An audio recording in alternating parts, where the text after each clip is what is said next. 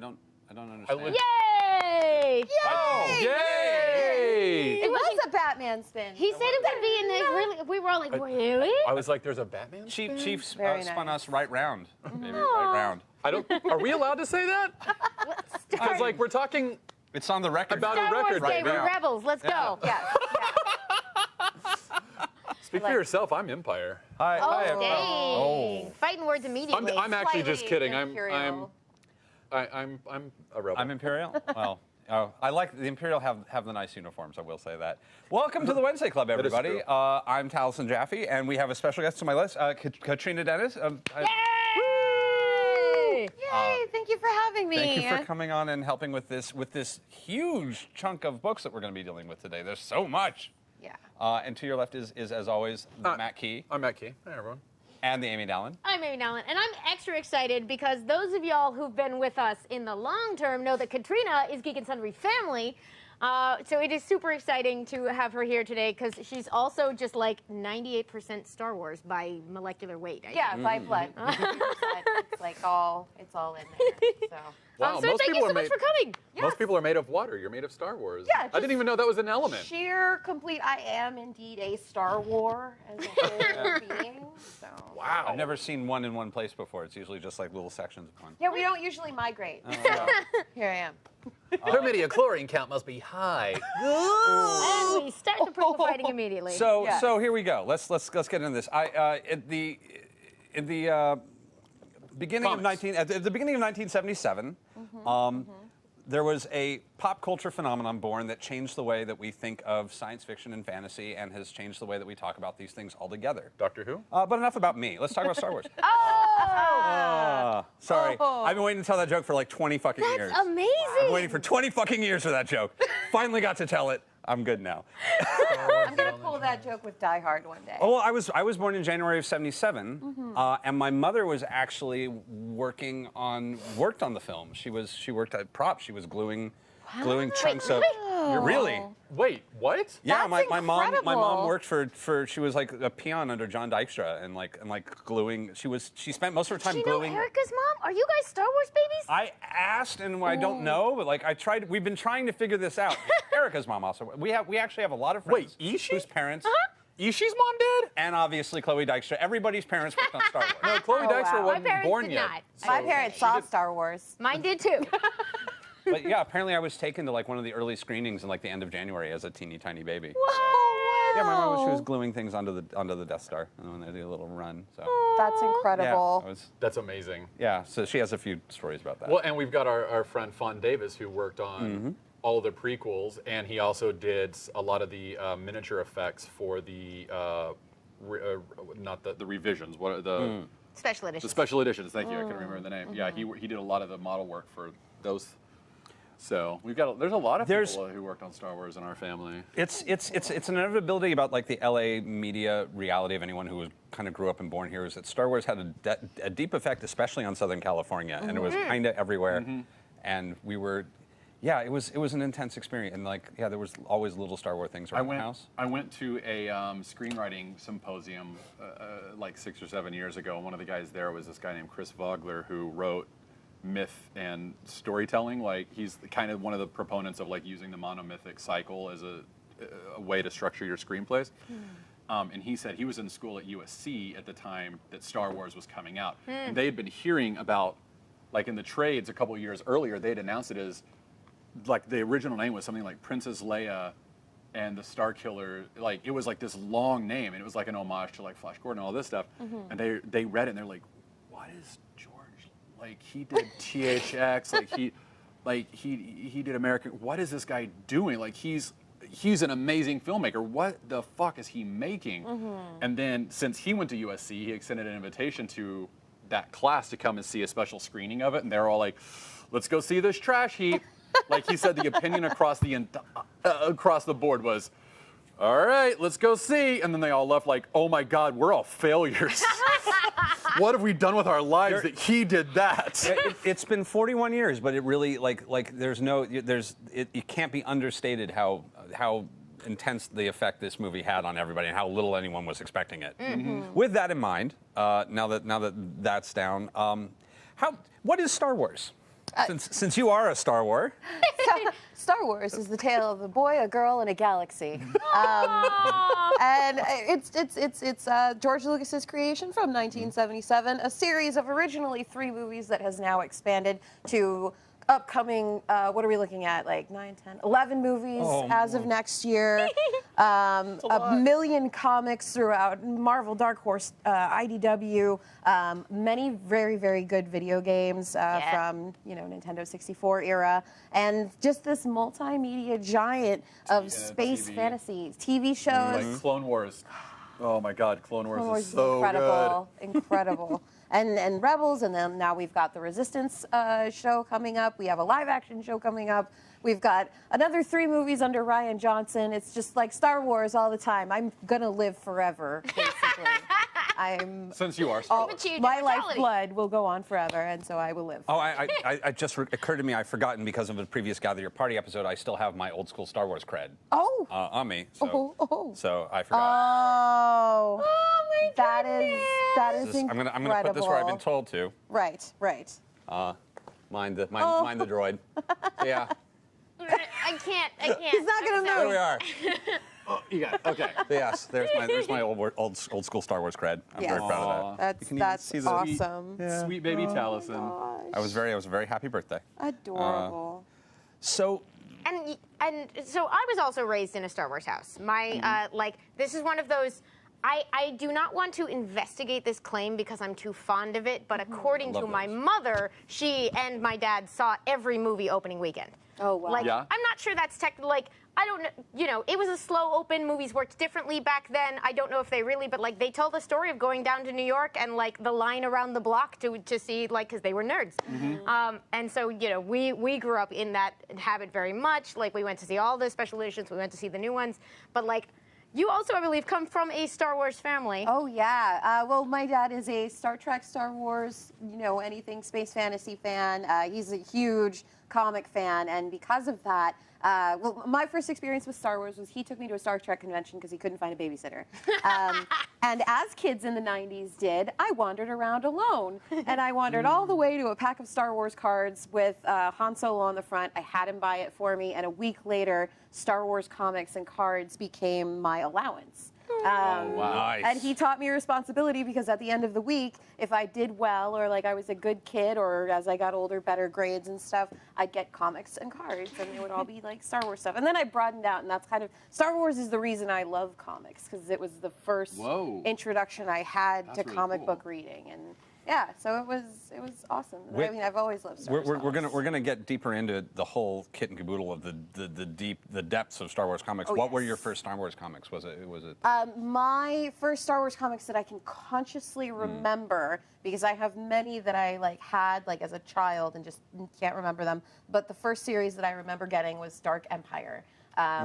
Which is an incredible story. Everyone is just top-notch in that story, and it kind of further explores the idea of Luke.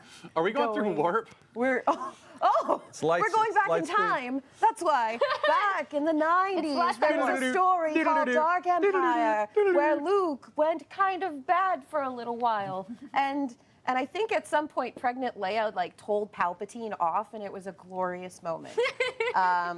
Yeah, Dark Empire was my first. So That's one of the most sought after now. Yes. the when people are scooping up the sort of middle year Star Wars comics. Is Yes. Dark Empire? Yes. I didn't have a chance to catch up on that one. That's okay. I Oh, did it not is so either. good. It is very good. There's a lot. We will let our guests tell us all about that one then. Well, like I said, Dark Empire was kind of a story that went deeper into what Empire Strikes Back did, which was it takes place a few years after the end of Return of the Jedi, and Luke is tempted to the dark side, and the Empire is back as a hologram ghost, and it's just really great. And Leia and Han, I believe that's when they have either twins or Anakin. I need to refresh my memory and reread this comic.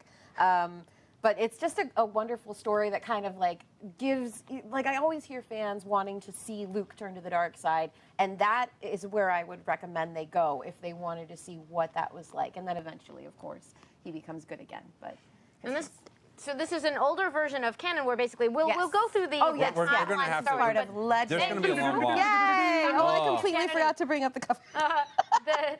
There was a period of time where we all sort of collectively did not expect to get more films or TV shows, and so comics, most of the storytelling was happening in novels and comics, and this is one of the big ones. Yeah, this was one of the big hits of the expanded universe. It's like on par with Heir to the Empire on like storytelling and novels. So that one was under Dark Horse, and it was a wonderful comic that you can still buy today. So I was thinking, like we might as well start with the first run, just because there's a lot of Star Wars comics. There's a lot of Star Wars comics. So many. They slightly predate Star Wars. They do. It's Ever interesting. so slightly. So if you can, it's 1975 is where the start of 2 years before the release of Star Wars is actually where the story of Star Wars comic books begins. The publicist basically for Lucasfilm at that time was Charles Lippincott. Approaches Stan Lee about doing a Star Wars comic book for this new movie coming out, and like a movie tie-in comic that would be really cool. And Stan Lee goes, nah. Well, because at that time. Oh, thank you all of chat for going Jason and Jaina simultaneously. Yes, yes. Jason and Jaina. Yeah. At the time, from what I was reading, movie tie-in comics did not do well. There had been tons of them. There were like there were always tie-ins for things, but it was pretty rare to be like, do original stories, like devote part of your line to that, like it'll do really well. I mean, like I even have somewhere back in the offices, I have my copy of like National Velvet issue 3. Oh, wow. I'm a big fan of a good movie tie-in, and there's nothing like Elizabeth Taylor with a horse to really sell a comic book. Wow. Wow. It's back there. I'll bring it out. You just got even nerdier. I have my somehow. Yeah, sorry, I didn't mean to interrupt. No, that was a good. Like, I mean, I think I like to I want to contextualize that decision, not to I'm like no. Stan Lee's a genius, but it's like I don't think he was making an idiotic choice. Like obviously in retrospect, the right choice was made for Marvel. But I mean, like anybody, no one in their right mind. I mean, this is not something anyone would do. It was a random unknown property. They didn't know if the movie would be good. They didn't know, And you had never had a movie like this, and like no one even knew what a movie like this could do. Like it wasn't really there was no such thing as a franchise yet. Yeah. And, according to the Marvel book, Untold Story, is that what it's Sean called? Howe's Marvel Sean Untold Howe's, yeah, it's an amazing book. But Ed Schuken, the circulation director at Marvel, was skeptical. Here's the quote that it was a cast of mostly unknowns, and the deal called for a 6-issue adaptation. And the 3rd issue would be on stands before the movie ever opened. It was, he thought, an unnecessary risk at a time when Marvel sales were in free fall. So. 70s were a rough time, literally partly because paper was expensive. Like, it's just, this is part of comics, is you have weird times like that. I think that the novelization of Star Wars also came out, like, in the lead up to the film, because this was old school. They needed to market it. They were trying to build awareness of what it was, and they didn't mind literally putting the story out to try to get you to look at that green Darth Vader. It might take you a second to realize that's Darth Vader. That's Darth Vader because he is green. This was actually standard practice for Star Wars as far as releases go before the Disney buy, because I remember very keenly picking up the prequel novelizations and Padme Amidala's the Phantom Menace journal for the kids reader at my Scholastic Book Fair, and that is how I found out Qui-Gon died a week before it came out. No. It released a week, and I'm like one of those readers that gets through immediately, especially when I was younger, and so I was like, oh, I guess that just happened. Oh my And then I learned God. never to read a novelization before the movie comes out again. Yep. Yeah. Yep. It's like, oh, he's dead. But then, of course, the soundtrack came out, and Qui-Gon's Noble End. It was just spoiled for everybody. No, that managed not to soundtrack. know. I worked at Icon's Replicas at the time, and the soundtrack came in, and the owner saw the soundtrack and literally started throwing. He had a full-on tantrum because he had been spoiled. He worked at a company that made prop replicas and had somehow managed to keep his brain untouched. Oh my and was God. just. I've never. Yeah, I was The spoilers for big movies always come from the novelization, the soundtrack, or Legos. Lego, man. Yeah. Those are the spoilers. Those are the big spoilers. Lego don't give a fuck. Yeah, when I was doing my Marvel Lego. show, that's where I looked for spoilers all the time. It's like, oh, there's a soundtrack. I have to know because I do a show about it. Right. Look I don't like the title of that one. Look who comes in this Lego 3-pack of characters. That character isn't in the movie, or are they? Or are they? Lego don't care. Yeah, Lego's like Giant Man at the airport scene in Civil War? Yeah, maybe, probably. It's in the set. That's all I'm going to say. happen. You can buy them together, can't you? Yeah, it's there. Oh, he was in it. Oh, how weird. Weird, Oh, yeah. that's Strange strange. how that works out. Yeah, there's something about Surprise. Lego where like they walk into the room and they're like, we don't give a fuck. Yeah. They genuinely do not. We're Lego. We're the biggest toy company in the world. They're doing Overwatch Lego of some sort. What? Wait, what? Yeah, that just got announced. Oh my gosh, that's awesome. There's no pictures yet, but they're for making them. Overwatch. Good for them. I feel jealous. Like I'm like, I wanted to make Overwatch Legos, but A, that's ridiculous, and B, I kind of can just by buying Legos and then make I don't know what's wrong with me. I'm having weird feelings. So Star Wars. Star Wars. Star Wars. I know we're gonna be a little weird. So they were kind of. Oh Yep. my god. Yep. Don't Chief, think I can thought tell of you it. what next week's episode is right now. You don't need Legos for that. This is, I forgot to load these pictures in, but Chief, if I can give you this challenge, I would love to see if you can come up with it. If you can Google Comic-Con 1976 Star Wars, there are some wonderful pictures out there of like their sad little like one worst movie. banner presentation. knuckles. Because this was the like San Diego Comic-Con had basically just been invented. Everyone had little tables, and what is funny to me now is that people often talk about how Comic-Cons have changed over time and that they're much more about other media, and it's like, well, these guys were trying it in the 70s. They were like, the movie's not out till next May, but darned if we're not going to get a little table and try to interest you in our space movie. We're going to try. The logo Yeah. hasn't even been finalized yet. Get excited. And they announced this comic that I'm skipping forward. That This one? Marvel agreed to do it. Yeah. So this is the That's same a- year that's a as the happy- Comic-Con. It's Mark Hamill from Corvette Summer. I think this was canceled. Oh man, I want that shirt. I kind of want that shirt. That Star Wars shirt is fucking great. Yes, an incredible we all- shirt. It's like Star Wars by way of Clockwork Orange. With a little bit of Space Mountain. Yeah. Yeah. It had a kind of an EO vibe to Yeah, me. Nicolo Just not as, Cameo. not as So colorful. they were kind of inventing this though, and it was the hustle. I think of that the Mr. Lippincott, like his name is all over this stuff, where he's like, I've got an idea. Maybe this would work. Maybe people will be excited.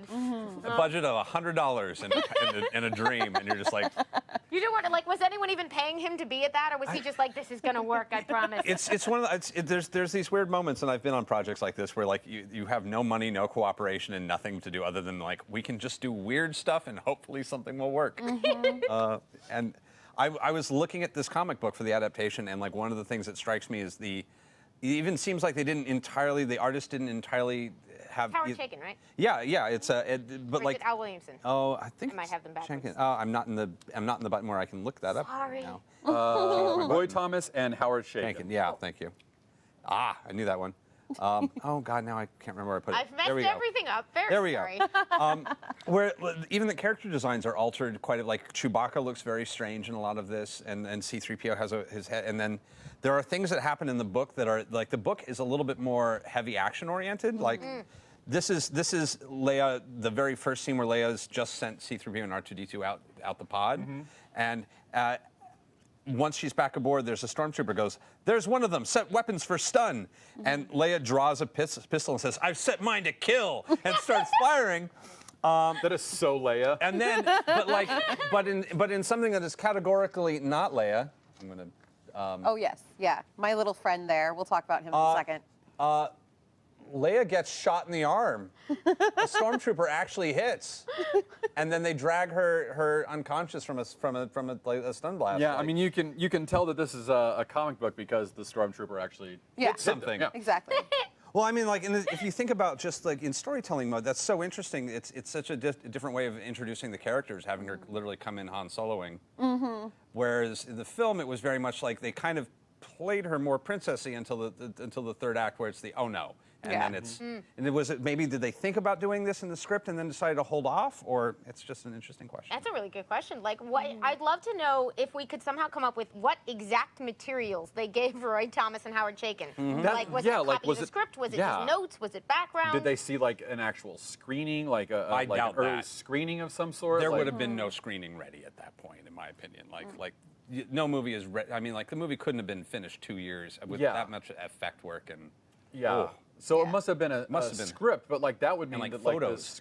scripts and photos and like costume designs and stuff like that. They're- So I skipped us forward, but do we have any other story about, like, obviously Marvel said, yes, we'll do the comic. They took a second meeting where there was a, I've got it up here, yeah. I've got the whole, I've got the from the Marvel Untold. Yeah, because I Roy just Thomas pulled it. was really into it, and they were like, they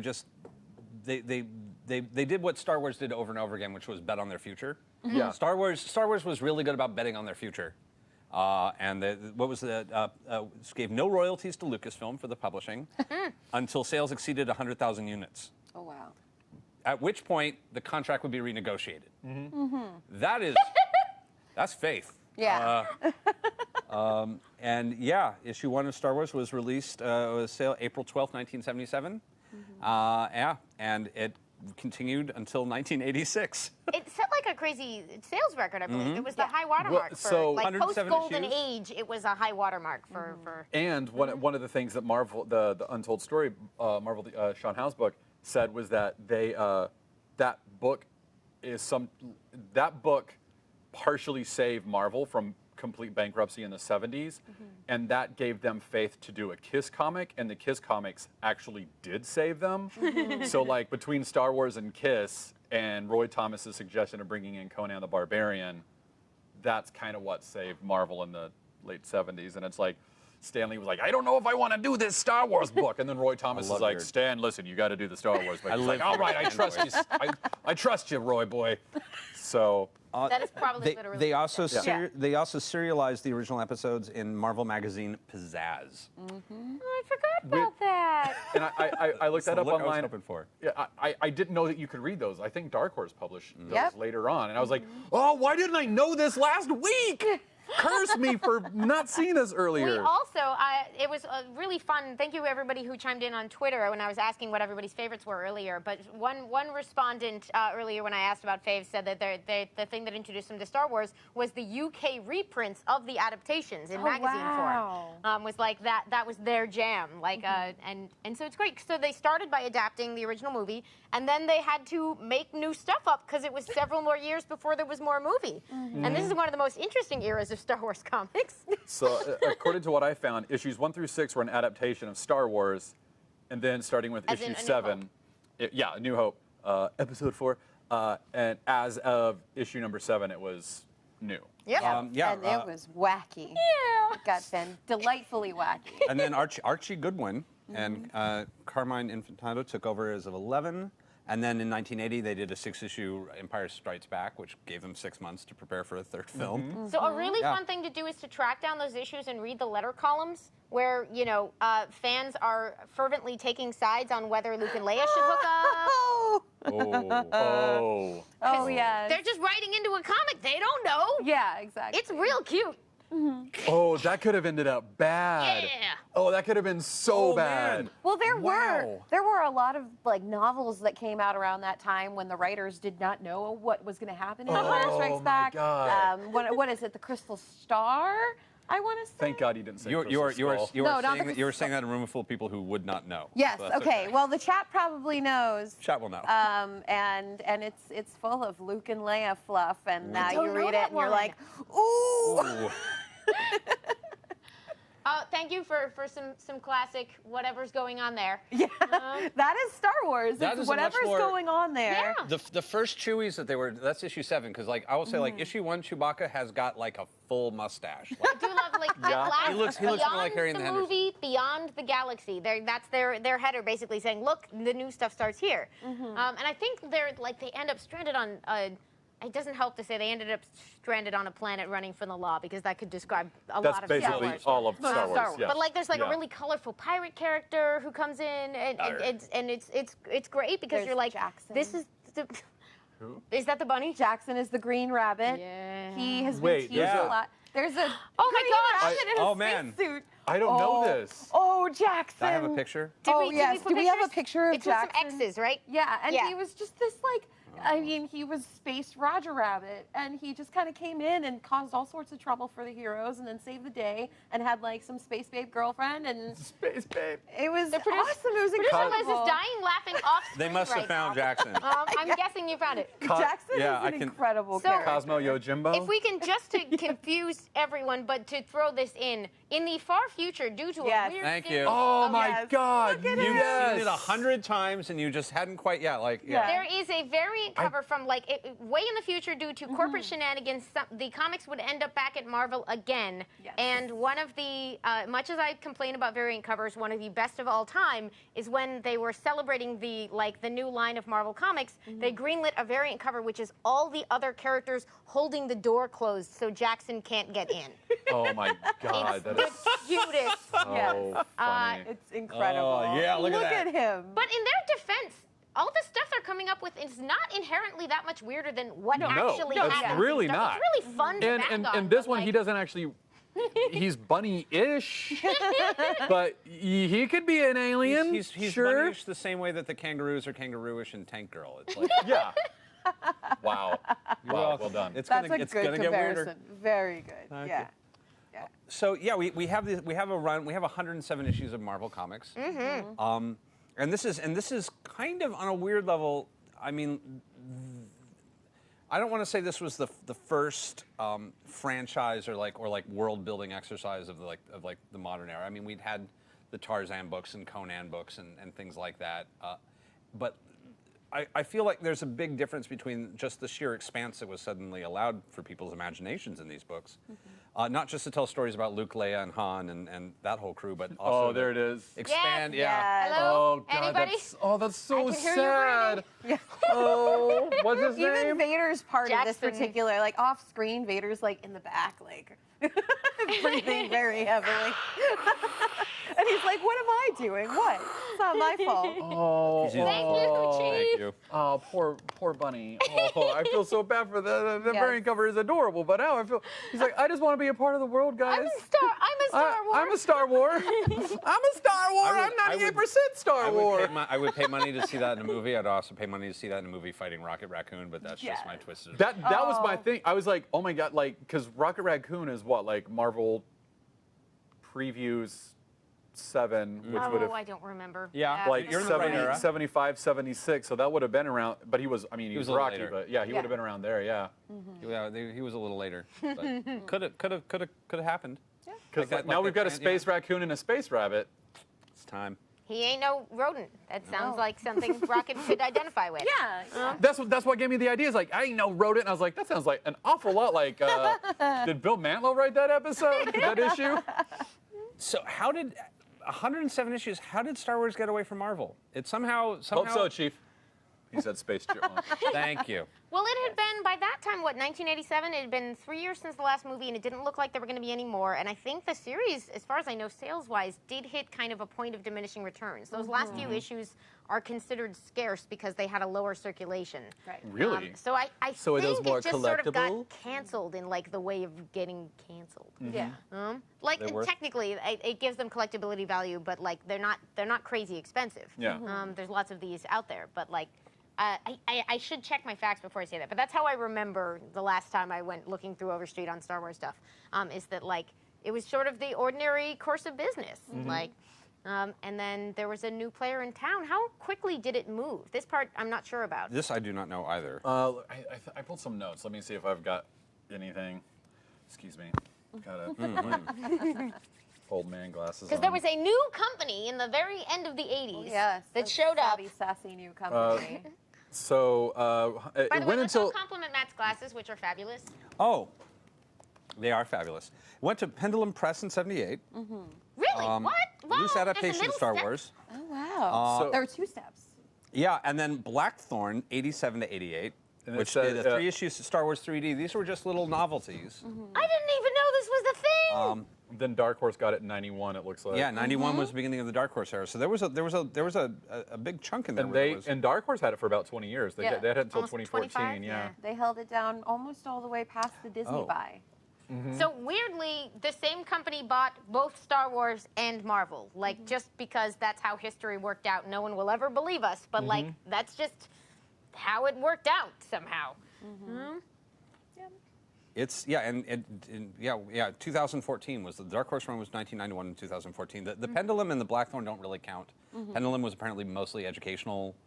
They was just using it as like educational tools. And Blackthorn was a 3D book. Whoa, cool. Which eventually was non-3D. Dark Horse released their stuff as non-3D later in like a repump. And then Dark Horse just goes nuts. Yeah. And Dark Horse starts doing weird shit because there's not really going to be any more movies, we decide. Yeah.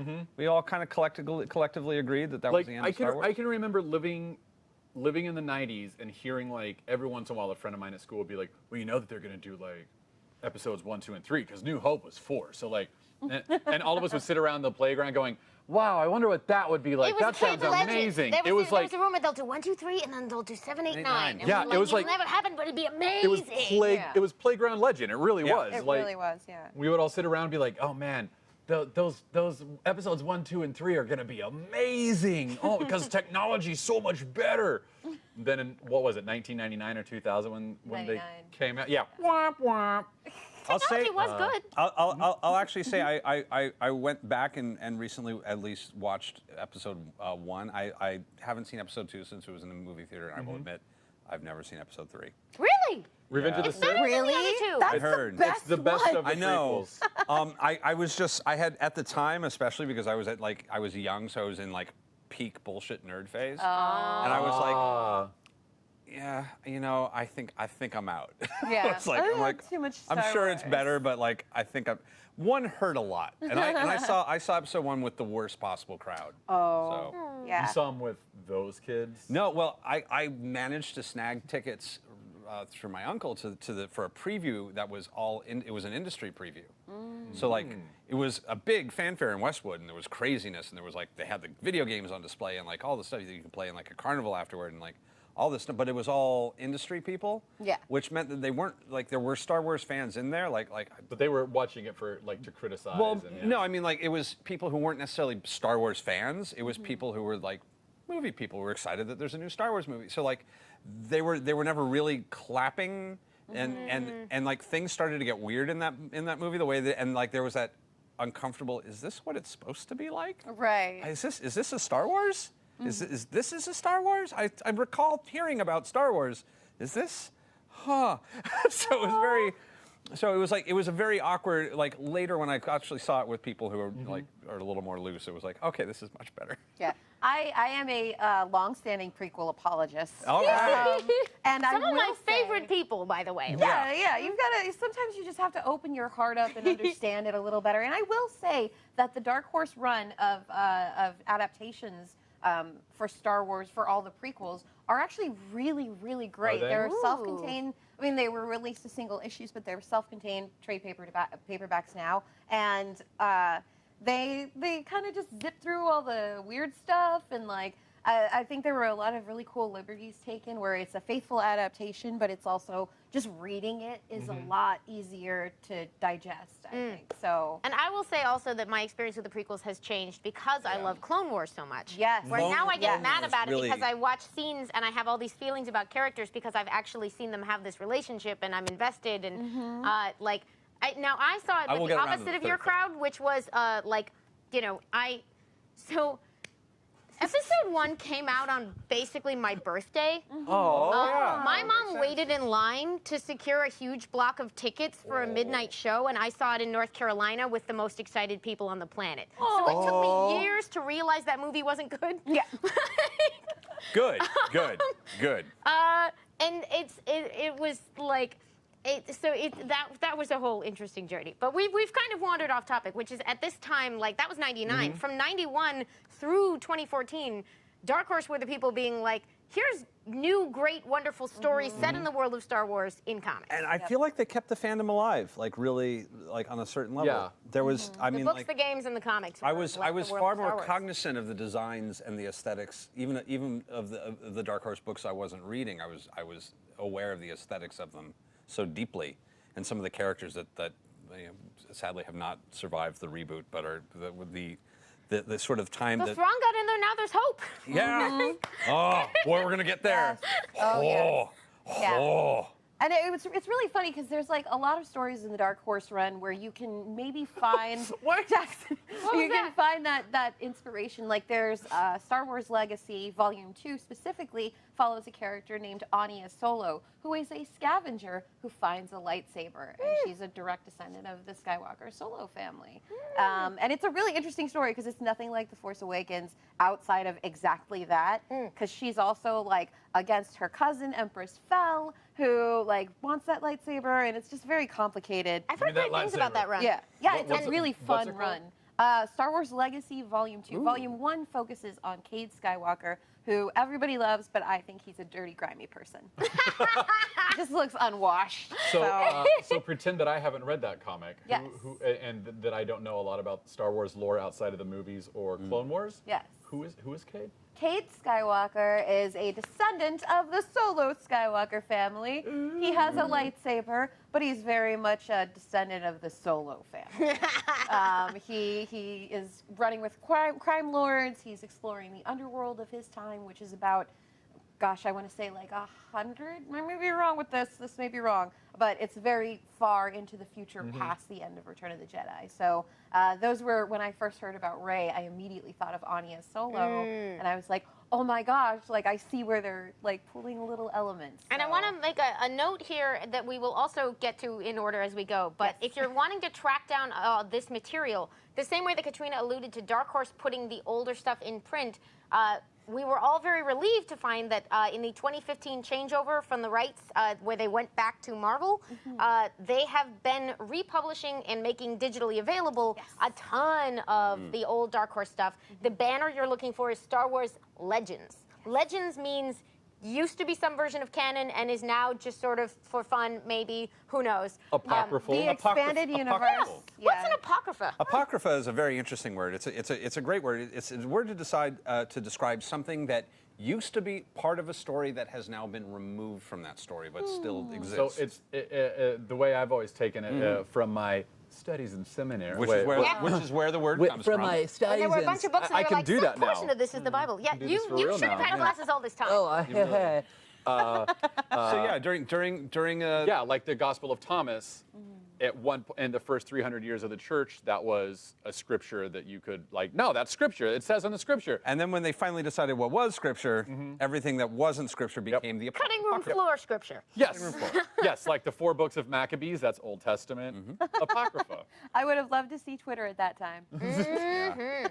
Not my Bible. Hashtag not my Bible. That's almost literally like, No, it would. Exactly like There's that. this is another really good term to use, and it's one of my favorite terms just because we brought up apocrypha. Is there's a term pseudapocrypha. Pseudapocrypha is something that was never part of a canonical story, but is so intertwined with it that people assume that it's part. Like Dante's Inferno, even though it's not part of the Bible, informs so many people's idea of what hell and heaven are that is considered to be pseudapocrypha. It's never part of the story, but it informs the story a great deal. Yeah.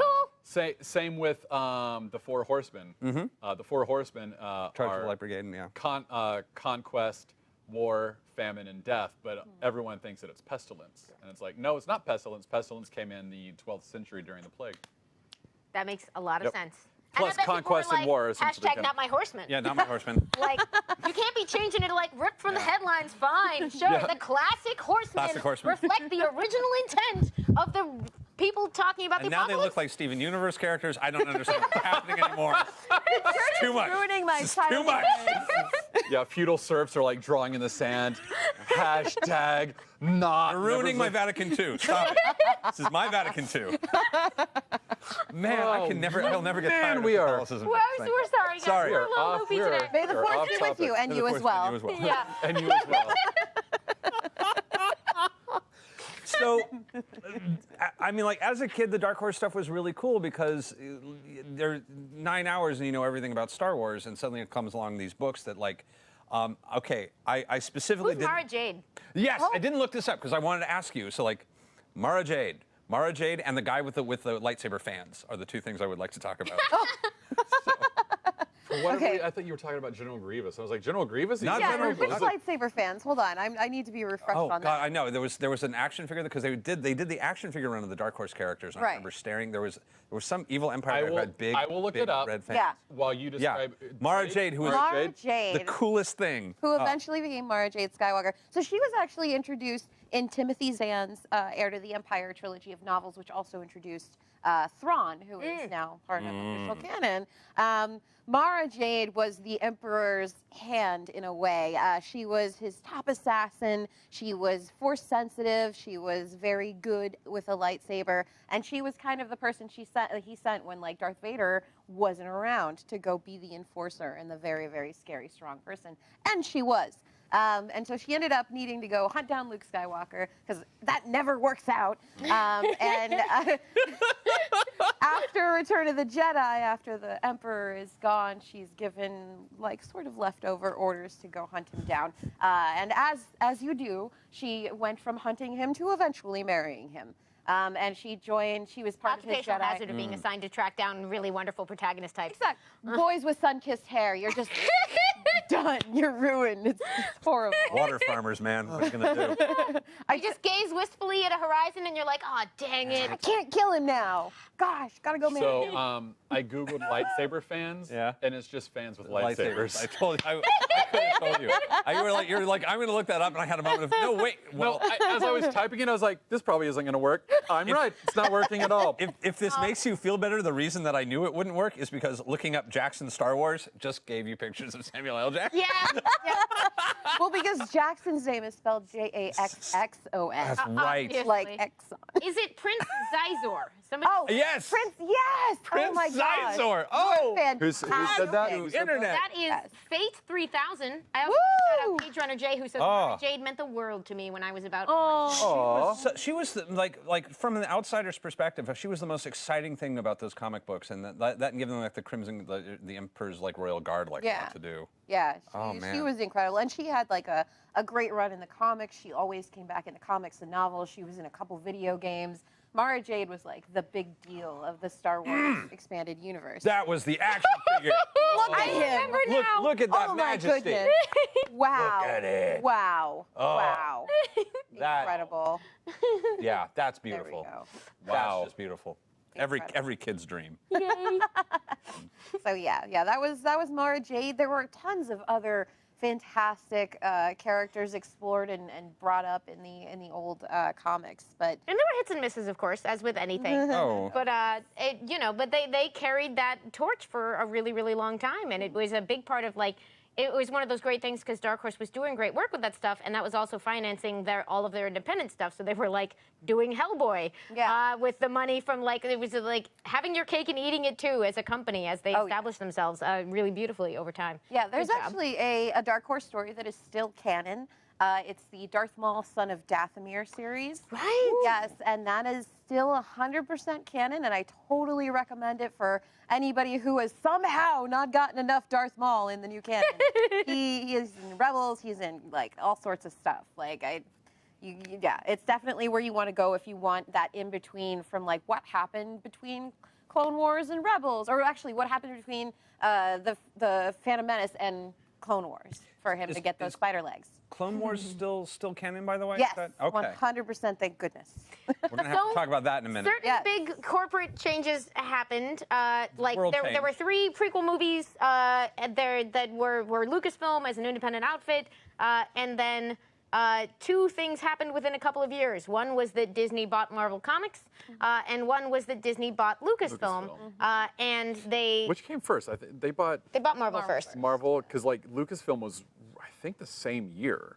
Or like it was with. Years apart, I Were think. they? I could. No, it it was tough to. There was a bunch of arrangements. And I think the Henson deal also got in the middle of that too. So they were because they also bought Muppets at the same time. There was a big they swallowed everything at once. Yeah.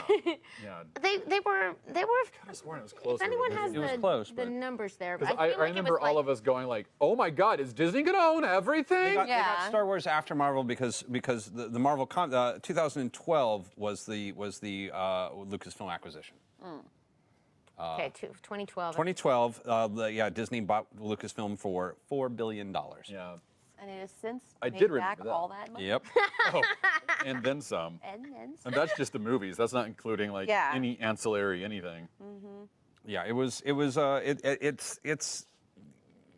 And then the comics started out in 2015, I think was the. Yes. Thank you. Thank you. All right. Woo! That was Wow, look at that. But they felt close 3 years. together 3 after years is- like 3 years is not that long a time. Yeah. So 2009 they buy Marvel, and in the meantime, like after the 3 prequel movies, Star Wars obviously did a short cartoon series called Clone Wars, and then a much longer computer animated cartoon series called Clone Wars, both of which were like big steps, like were hits of different kinds with different parts of the community, and then. Where do we even go from here? So the big change in the comics comes at the beginning of 2015. Well, they know they're going to make movies again. They know that they're going to, and so they kind of they etch-a-sketch the whole thing. They give the entire universe a big shake. Yep. And they said the extended universe no longer counts. Nothing. Well, because of course, in part, it already was showing as anything with hundreds of different hands working in different media over like the entire 80s and 90s, there were already going to be discrepancies, and it was going to be, if you imported it whole, it was going to be a whole lot of information for the mass audience to try to figure out. Yeah. So I could understand a little bit of, it was a rough time because a lot of readers were like, I just spent years memorizing all of this, and you're telling me it didn't doesn't happen. count. And this happened within a couple years of like the DC New 52, and it was just, woo, fandom. Yeah. You go Everything through got it in time. really emotional You're really ruining your fast. stars and it went away. Yeah. It's like. But as with many things, like a lot of, we are now getting to the point where certain things are kind of creeping back in where they can pick and choose. For instance, our buddy Jody Hauser is currently writing a comic book series that's adapting the Thrawn, the Grand Admiral Thrawn is origin. so good. Yeah. It's so I've only read the Such a first great issue, story. and it is like it's so good. It's so good. Who was I thinking it was like? I I was man. trying to find a good analogy for like the sheer. Oh yes, and by the way, while we're sitting here rubbing our temples, you should be rubbing your temples at home, trying to think of a topic for our 5-minute topic. We warned you about that, at- right? Yes, the- yeah, I was oh, yeah. properly At warned. the end of the show. I just want to make sure because I wasn't a part of that conversation. So- want to make sure she was Meditate warned. upon I that. think coming to the beginning of the new Marvel era, technically the return to Marvel by weird coincidence of corporate timing, might bring us to this question we got from Miss Sunflower. Oh, you got Miss Sunflower. Which was, where would you recommend someone starts if you New only know the movie? New Marvel. ooh, yes. I think of it as the new golden age of Star Wars. Absolutely, yeah. Well, the current canon of comics, I think, is doing a fantastic job, and Agreed. There are so many ways you can jump in. Like right now, if you want to go traditionally, I would immediately recommend that you read Volume 1 of Darth Vader. Which It is called Vader. It's written by Kieran Gillen, illustrated by Salvador Larroca, edited by Jordan D. White and Heather Ontos, covered by Adi Granov, lettering by Joe Caramagna, and colored by Edgar Delgado. And this series is just incredible. It is a thrill ride. Yeah, it's an absolute thrill. And like I think the major deal with a lot of the ongoing series is to fill in pockets of time. So this particular story takes place in between A New Hope and The Empire Strikes Back. And it is this very emotional, very like violent story of not only Vader at his peak, but how Vader found out, like outside of like the Force, that Luke was officially super duper his son. And that the moment that reveal happens with the characters that are involved. Oh. Oh, my whole, like, it wasn't even a reveal for me. I knew he was his father, but when you read this moment, it's so perfectly put together. It's so perfectly framed that you're just like, oh my gosh. Well, and I one can't believe it. Sorry, go ahead, please. Well, I want to stop and praise it because this was a really fun thing to be sort of working at a comic shop through because, look, I'm not saying that there was skepticism, but it's scary to take something that is very well established for years at Dark Horse and say, all right, we're tearing it down, we're starting over at a new company, let's see what happens. And then to watch them ace it, just put incredible talent on the books, which have now been like, so there's a thing where as a retailer, like especially when a tie-in property comes in, you expect a surge of interest and then you expect it to die off. Right. It hasn't. Yeah. It's been 3 years. It's a thrill ride, man. Well, and you know what's it's interesting about it's going that? strong. There's tons of different books. There's tons of different stories being told, and they're like their batting average has been wonderful. What's kind of interesting about that is that the success of the books in the early 80s, I feel like was due a lot to there are no more movies coming out. Now, like, this is the way that we extend the canon. But now we're in the middle of, like, we get a Star Wars movie every year, maybe 2, who knows, 7, 20, whatever, here they all are. And people are still like, no, I need more, give me the comics too. Like, To flourish in that abundance is impressive.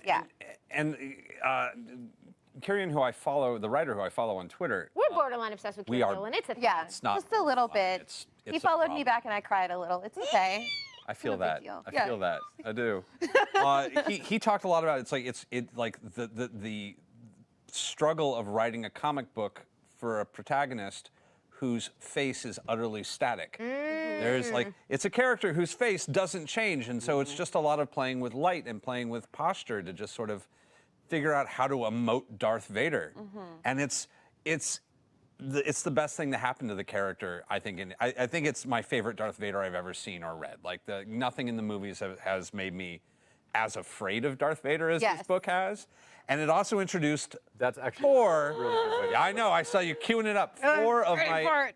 favorite new universe character. Like, these 4 characters have are the first non-canonical character or non-film canonical characters that I just fell the fuck in love with. Yes. You want to put up your picture, or should I put up mine? I'm very proud of my picture. Okay. But your picture is good too. I Should we- do like mine. Okay. Let's do both. Let's do both. No. We'll do both. Okay. All right, there we go. Boom. Well, bam! Meet Dr. Afra. Yeah. She is the love of my life. And she is in almost every Star Wars series that you guys will see. She's shown up in her own. She's shown up in Star Wars. She's shown up in Vader Down. And she is just like this wonderful, maniacal space Indiana Jones. She is evil space Indiana Jones. Yes, and her robots are equally She's evil. love of my life. Yes. So I will fight you. Please, no, You know we'll what- fight. Yeah, We'll just, fight. You know what's kind of Fisticuffs. interesting about that? Like, just again, like, just thinking about, like, I'm like thinking through this all, is that part of this? I think maybe part of the success that they're having now is the fact that we can't really revisit Star Wars as easily like those initial 3, because Mark Hamill has gotten older and Carrie Fisher, rest in peace, is no longer with us. So like they can't really do those stories, but we can still do those in a comic book. However, Dr. Afra and a Darth Vader movie, we could do. Oh, yes. And that would actually be Absolutely. really cool. That's, yeah, And incredible. I think that there's a lot of fandom for like, I think like stuff like Rogue One and now Solo, like kind of going back into like those original 3.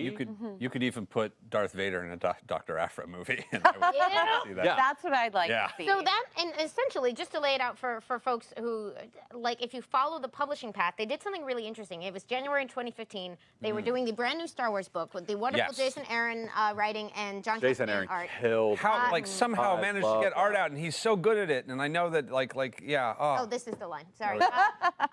But so what they did, which was very interesting, is that the first issues of this Vader and this Star Wars, the 2 ongoing series that they launched with, they did a number of shorter series, a number of mini-series, but these were the 2 that formed the initial spine of the new publishing initiative.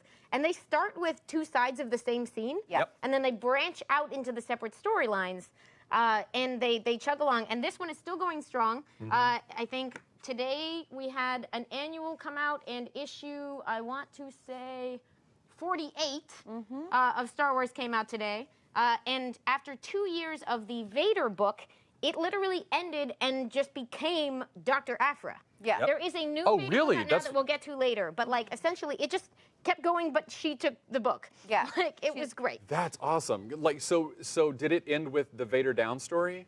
Vader Down's about midway through the run. Yeah, actually, Okay. Vader Down and it's so great that you brought up that these stories start at the same time. It's really because- intense when you read it. You're like, oh my God, they're really world building here. Yeah, this Like, is an intense. incredible story. And this by is the way, another this one. takes place after A New Hope, but before Empire. Yeah. Yes, Yeah. yeah. This is still in that era. So what Vader Down happened, it basically is the collected stories from issues, 13 and 14 of Star Wars. I don't remember. I think you're right though. There we go. 13 of 14 of Star Wars and 13 through 15 of Darth Vader. And it tells this incredible story of them literally just hunting Vader and how he evades them. And it makes the rebels look very capable while making Vader look very capable and making Afra look like the biggest badass in the galaxy. Like some of my favorite stuff that they do in this is like the legend of Vader and how Yes. people will be like, oh, you don't. And then like a couple frames later, you'll see just the outline of Vader, like a far off outline of Vader doing this as two ships approach him. And then the next frame, he's crushed them. And you're just like, ooh, no, Yeah. you don't fuck with Vader. Like he came to play. He's But gonna the great win. storytelling ground that they have there is that it's just after A New Hope, so he's just suffered a defeat. And He's had a essentially bad, he's sort of huge defeat. embarrassed in front of his boss, and he's on shaky ground. And, And like the the Emperor- problem with working for bad Emperor guys is is they will turn on mad. you in a heartbeat. Yes. And that's so he essentially has something to fight for, even though he's the worst. So and that And makes it really interesting. they only know Luke throughout the most of the story as the pilot who destroyed the Death Star. Like Yeah. that's all they. that's all they know is there was a pilot that blew up the. There's one lone pilot who figured this out and did it. We've got to get that guy. Right. So I'm going to need your help for a bit with a bit of this. Yes. But one of the things, and this is one of the setups I love to do for the Darth Vader book, is the way that Darth Vader unintentionally, because he doesn't actually understand yet, this is one of those great light side, dark side of the Force things, builds himself a Star Wars cast. Yes. Like yeah. literally, it is a perfect mirror of Luke, Han, Chewie, 3PO, and R2D2. He basically builds So you himself said a your crew. 4 new favorite characters. Yes. So, Afra is obviously the Han Solo character, and she is a perfect evil mirror universe version of Han Yeah, Solo. Yeah. that's really interesting. I hadn't thought of it that way. There's it's a basically it's a pirate archaeologist with her ship, her 2 droids, and her Wookiee. Yeah.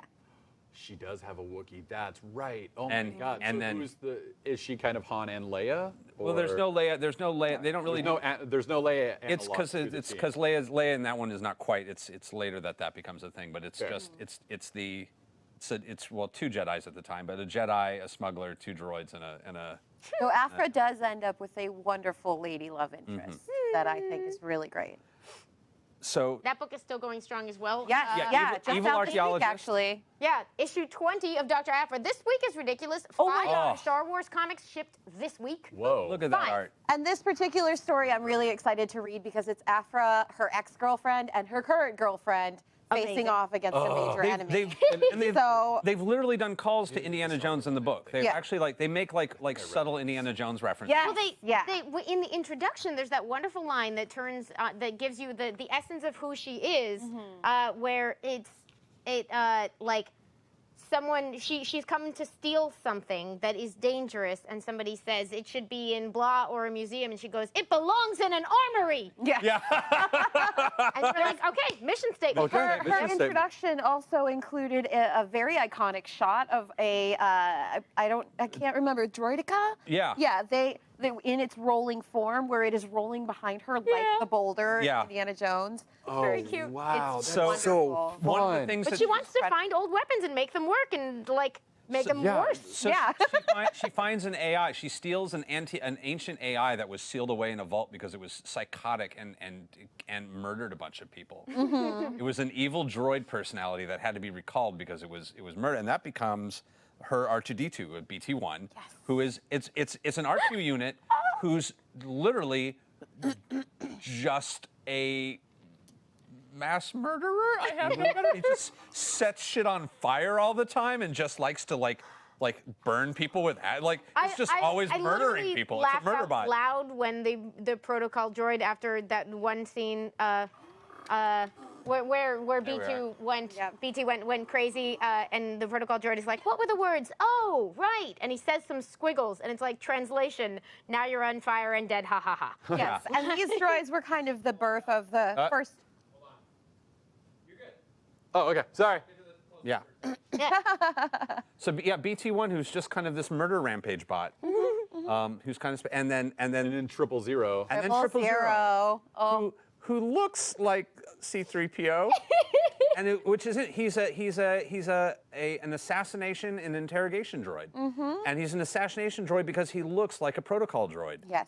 So that's the whole point: is he's supposed to be able to go places where then sneak in and murder people. He does speak a lot of languages. And he loves it. He He's- loves there are a lot- loves torturing people. Loves it. There are like some lines where he's Look at just that. like, "Ha ha ha, you're dead." Yeah. Ha ha ha. This is fun. Oh, it's just I love Can I Philip. torture them now, please? Yeah. oh, has he already talked? Does that mean I can't torture him? Can I just do it anyway? It is so much fun. And it is fun to hear him with like Anthony Daniels' voice. I can't help like it. you can't not read it that way. Yeah. Yeah, these characters are just Is the fantastic. line right after that one, the one where he says, "Ha ha ha, you're dead"? The one it's like, is it the page right after the one you showed? No, no, that one's a little Different deep. one, This okay. is the intro, and one of his first introductions is this. I'm 000 or 000 if you prefer. I'm a protocol droid specialized in etiquette, customs, translation, and torture, ma'am. Charmed to meet you, I'm sure. And he's like, override imprint master on all individual presets, codename Arthur, codename Vader. Ah, better not shake hands then. May route a fatal shock through my palm. Old habits die hard. It's just like, So stupid. I love it. I love it. Like, oh. And then- it's not stupid. It's I mean, it is the best kind of. But it's just so silly and Chewy. fun. I love Yeah, it. no, the whole introduction of Afra, which I believe is in Darth Vader #2. Mm-hmm. Yeah, it's she's pretty early on, I think. Yeah, she's Yeah. very early on. They wanted to establish her right off the bat, and she has certainly become, I think, this era's fan favorite character. Where during the expanded universe we had Mara Jade, during the Clone Wars we had Ahsoka, yeah. and then now we have Afra, and it's just like these. And Wonderful she's just space so like characters. like punk rock, like just Yeah. like her Well- presentation, just like Yes. Who is this, Taliesin? I'm trying to remember this character's name because I'm always terrible at Wookiees. Chris got a or K. Kraz. Yeah. Cringe, black cringe chat. Chrysantan. Chrysantan. Or Santan. Chrysantan. Black Chrysantan. Yeah. Which is the what happened if a Wookiee watched a lot of Lord of the Rings films? Oh, I saw that as Mad Max Wookiee. Yeah, he started as a bounty hunter, and then he ended up joining in with Afra's exploits. Yeah, that's a scary looking Wookiee. Oh yeah, for good reason at that. Oh yeah. For good reason too. So yeah, the motley crew of this book has been, and it's so much fun to read. It's a great read. Yeah, Great read. Yeah, if you want to join into the Star Wars universe, like Vader through Afra would be great ways to go. I guess if you're looking for bite-sized content, there's a lot more by the way of miniseries. Yeah, they've been doing a ton of short-run comics. Yeah. There was a Leia 5-parter. There was a Han 5-parter. They're coming up on their second Lando 5-parter. Yes, that is coming out in June. The first Lando was by Charles Soule, and it was a fantastic story. There's also one, since we're talking about bridging eras, I want to bring up Shattered Empire, which is right Yes. over here. One of my absolute favorite stories by Greg Rucka and Marco Cicchetto. This takes place, as you can see, at the very, very end of Return of the Jedi. And what it does is it follows Poe Dameron's parents, primarily his mother, Shara Bey, who is an A-Wing pilot, through the recovery of Endor, and then 2 adventures individually with Luke and Leia. And it's just a wonderful little fill-in to how is the rebellion doing after the Empire's fall? Like there's so much more to do and so much more to clean up, and that's kind of what that story does. And it's incredible. Like Leia has Force visions in it, and there's a trip to Naboo, and there's Force trees. And it's just a wonderful, great story. And you get to see almost every single one of your favorites from the original trilogy. Awesome, and I'm blanking on his name. One of my favorite artists does the cover for some of these too. Oh, Phil Noto. Phil does- Noto. Yeah, Oh, Phil a lot Noto. of the, Oh, yeah. I love Phil is Noto. so magic. The covers are beautiful. That's definitely. We talked about this one a little earlier. There's another super short one, which is the Tag and Bink. Yes. Oh, yes. yes. From Tag the Dark and Horse Bink. era. Yes. That was my favorite. That was one of the only Dark Horse books that I at the time that I read and loved to death. And they've just recently reprinted that as well. Just got Yes. reprinted, and it's we were talking. It's the Rosencrantz and Guildenstern of Star Wars. Yep. Yeah. Explicitly, it's it started That's out as Tag awesome. and Bink are dead, and then it was Tag and Bink were here, and I think that's what they call the collected one now. And it tells the tale of do you ever wonder who that stormtrooper was who hit his head on the door? Yeah. Yeah, Tag and Bink are two rebel soldiers who kind of stumble goofily their way through the entire Star Wars universe, being present, if not helpful or unhelpful, for every major event in the Star Wars universe. Yes. One of my favorite little jokes here is they show up for the party for the big celebration for the destruction of the Death Star, and the place is wrecked. There's even like a bunny costume in the floor, and like everybody's gone, and they're just they're like, what happened? And you see they find on the ground there, and I'm going to zoom in on it. They're like, what's this? And they find Chewie's medal. No way. It says Chewie. Is it food? No, it looks like a Oh collar. my A lot of good God. that'll do. Oh, That's I incredible. missed out on that comic. That's It's so good. Yeah. I remember always feeling bad for Chewie at the end of A New Hope. I was like, oh, but why doesn't he get a medal? there are Like, he worked certain- really hard too. Yeah. They also Adaptations where find they Boba try to Fett. fix it. Like, They find Boba Fett in the rubble, and they're like, oh, okay. Like, yeah. Oh my gosh. That is awful. for those who might not know, what is Rosencrantz and Guildenstern are dead? Oh, man, I feel bad for that one.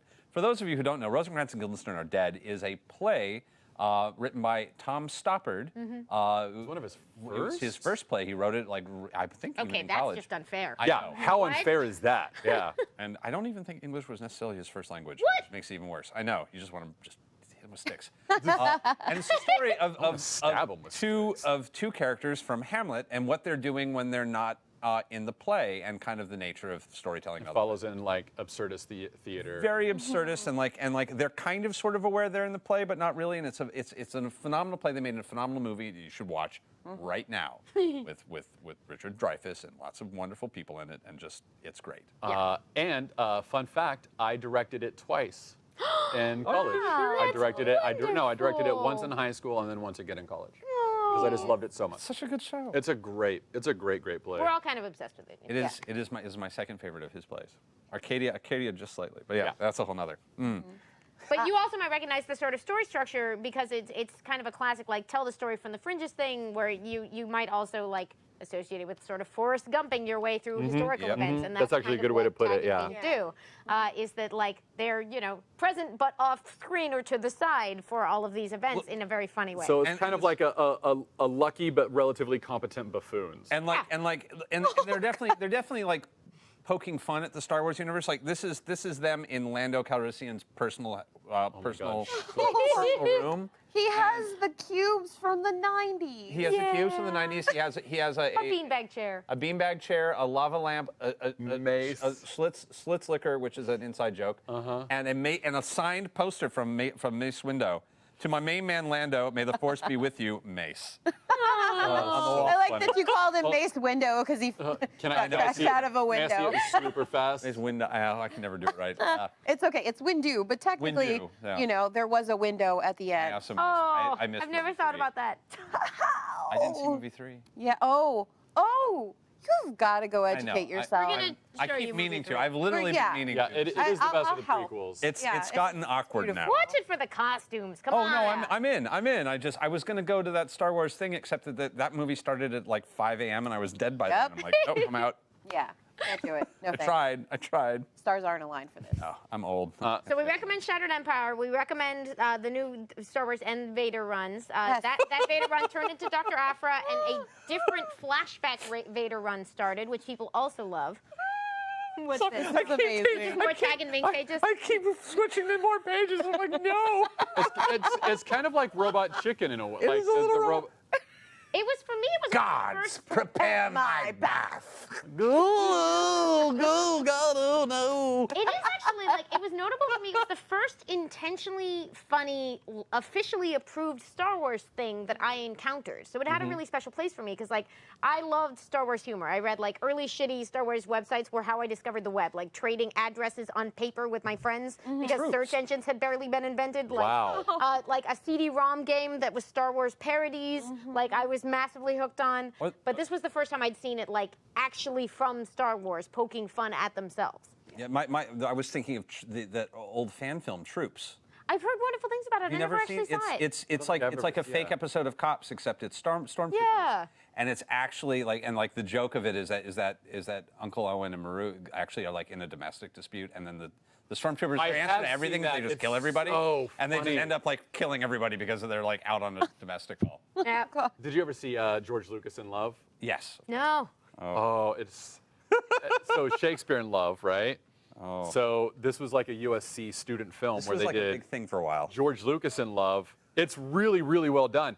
And it's George Lucas at USC and everything that he comes across. Like he meets a girl and she's got like the hair buns and like he falls in love with her, and there's a guy outside who's always working on his like 74 Charger, and he's like, "Hey kid, you want to take a ride in my Charger? Fastest one in the neighborhood," like stuff like that.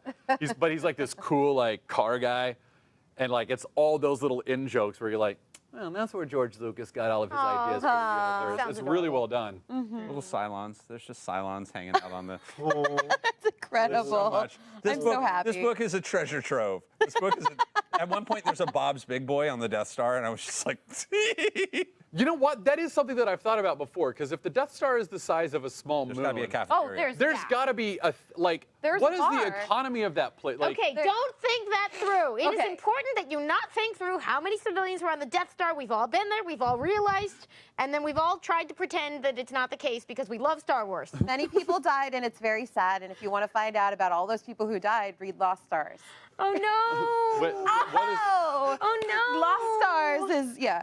Oh no, what happened now? Finding things from so far ahead. Oh, the What about the theater? Menace of the Opera, Jedi on the Roof, the Gungan King. Oh my God, that's a wicked poster with a clone trooper whispering to the Emperor. Oh my God. Sorry. Wait, okay. tell us what Lost Stars is. Oh, Lost Yes, Stars is I'm so a sorry. novel by Claudia Gray. It's supposed to be a young adult novel, but it's very adult. And it's about two star-crossed lovers who start as Imperial cadets, and then one of them joins the rebellion, and it gets very testy from there. Yeah, and it's just a great cast. Diana Ree is one of the leads. She's a fantastic like woman of color Imperial, and she's very great at piloting and being a captain. And her love, Thane, is also a great pilot. So it's a great little story, and I hope that actually it is being adapted into a manga. Sorry. It's being adapted into a manga being released later this month called Lost Stars. It's being translated, rather. It's already out. But That's fantastic. I yeah, hadn't so read realized. Lost Stars if you want to read about all the people who died on the Death Star. Oh, So that it sounds like a lot. That sounds like a really fun read. Yeah, it's really cute. It is really interesting to me, and this is like it's sort of an interesting, broader cultural talking about Star Wars debate. But like, I have really enjoyed having things I'm of two minds about diversifying the Empire, because I kind of love the fact that in the old movies, the people who appreciate that aliens and women have value are the good guys. Right. But also changing that to be like, nah, there can be black stormtroopers, lets you have a lot more cool possibilities for storytelling. And, you know, it's not like there's some magic reason that other kinds of people can't be evil and work for the bad guys. So it is an interesting, like, I kind of see both evil. sides. Yeah. Like, I liked the old way, but I also like the new way. Admittedly, most of the people of color, including Grand Admiral Ray Sloan, who have been added to the Star Wars. You have to say it as if you're in caps lock. That's feel the that. rule of the fandom. Fantastic. Grand Admiral Ray Sloan, who appeared in the Kanan comic run and certainly deserves her own comics. She was extremely competent. She was part of the founding of the First Order, but then something happened and she wasn't there anymore. And then the First Order became that mess. So all I'm saying is that the women of color that I've seen added to the Imperial side were just doing their jobs, and they were doing it very well. So wait, so that was the comic, the Kanan comic? Yes, And Kanan. and is that based on Rebels? Yes. Yeah, 'cause So Kanan is from that show, right? This is actually another great comic to start, especially if you're looking for in-between era stories. Kanan the Last Padawan tells the story of Kanan Jarrus, who is part of Star Wars Rebels, one of the main characters, as a Padawan during and directly after Order 66. It's how he survives and what his master tells him with her dying breath. And it tells the story of him kind of becoming this space cowboy and how he had to hide as a Jedi because they were still being hunted down. Like there were still stragglers out there, like Quinlan Vos, hopefully. Also another great comic character from the EU. And it's a really wonderful story, and it's contained in about 2 volumes. I so think it's it went a pretty 12 quick, issues, yeah. Yeah, it's a pretty quick read. But it's So it's not beautiful. ongoing? It was limited? Yeah, it was. I think there was a plan to make it ongoing, and then it became limited. Sometimes it's not clear whether Yeah. they were like, Yeah. keep going or we won't. It's a test. It's like, yeah, maybe we'll do that. Yeah. You know, Maybe. We're gonna stop. We're gonna let this one cool like off. I never thought Poe Dameron's comic would be going for years. And here it is. And here still it is, going. issue 27. Another gorgeous cover. Ooh. I don't know where the line is, y'all. There we go. And I actually, A great quote from Amy. I don't know where the line is, folks. So true. I actually really love this particular era of Poe Dameron comics. It did start telling the story of him and Black Squadron, but right now in the comics, if you pick up a Poe Dameron comic, it is directly after The Last Jedi. They're on the Falcon, and he's telling the stories of like, hey Poe, how did you survive that like crash in The Force Awakens, or like, hey Poe, what is Black Squadron up to right now? And there's just a million fantastic back and forths between Rey and Finn and Poe that are making me very excited for this next movie. Like Rey and Poe have something of a rivalry going on over who is the best pilot, and Finn like chimes in and says like, well, I've never seen Rey crash anything, so it's a beautiful You are comic. strongly selling me on, Yes. on Yeah. jumping in. And our friend Jodie Hauser is writing the next Poe Dameron annual. So there's Wait, is just, she like, really? Yep. She is. Oh she my God, is. that's Just got awesome. announced. Aw. So please pick up Poe Dameron. It's a wonderful story. A lot of great writers and artists on it. And I think currently Charles Soule, who wrote the Lando miniseries, And it's doing Vader right now. The and- other is flashback Vader. yes, and Vader. He is working on that currently. So I'm going to use Jodie as a segue to one more category. Whoa! This one is not one of hers, but I'm going to both show off this cover and talk about that. The other thing they've been doing is adaptations. Yes. As we Yes. now know, is like part of the long tradition is just straight up adapt the stories. So Jodie did the Rogue One comic. And this is today's, it's for the Last Jedi adaptation. It's number 2, and I really just brought it so I could show this cover off. I love That is that. Hold on to your cover. hearts. Oh. Oh. But yeah, Yes, Mom. the Rogue One comic obviously played to Say Jodie's space, Mom. natural talent for breaking everyone's hearts, Yeah. which she was just born doing, I think. Yeah. Nemesis. Jodie has a long history of hurting me deeply. Yeah. Without directly doing it. She tricks us into volunteering to get hurt by reading her book. We're so excited Over to and read over. Jodie's next story. Yeah. Oh, no, I'm So not. she just picks up a pencil and says, its name is Kimberly, and then just snaps it. You felt that, didn't you? Yeah. You felt it's just a pencil. You felt it. Yeah. Yes, yeah, absolutely. Why did you do that?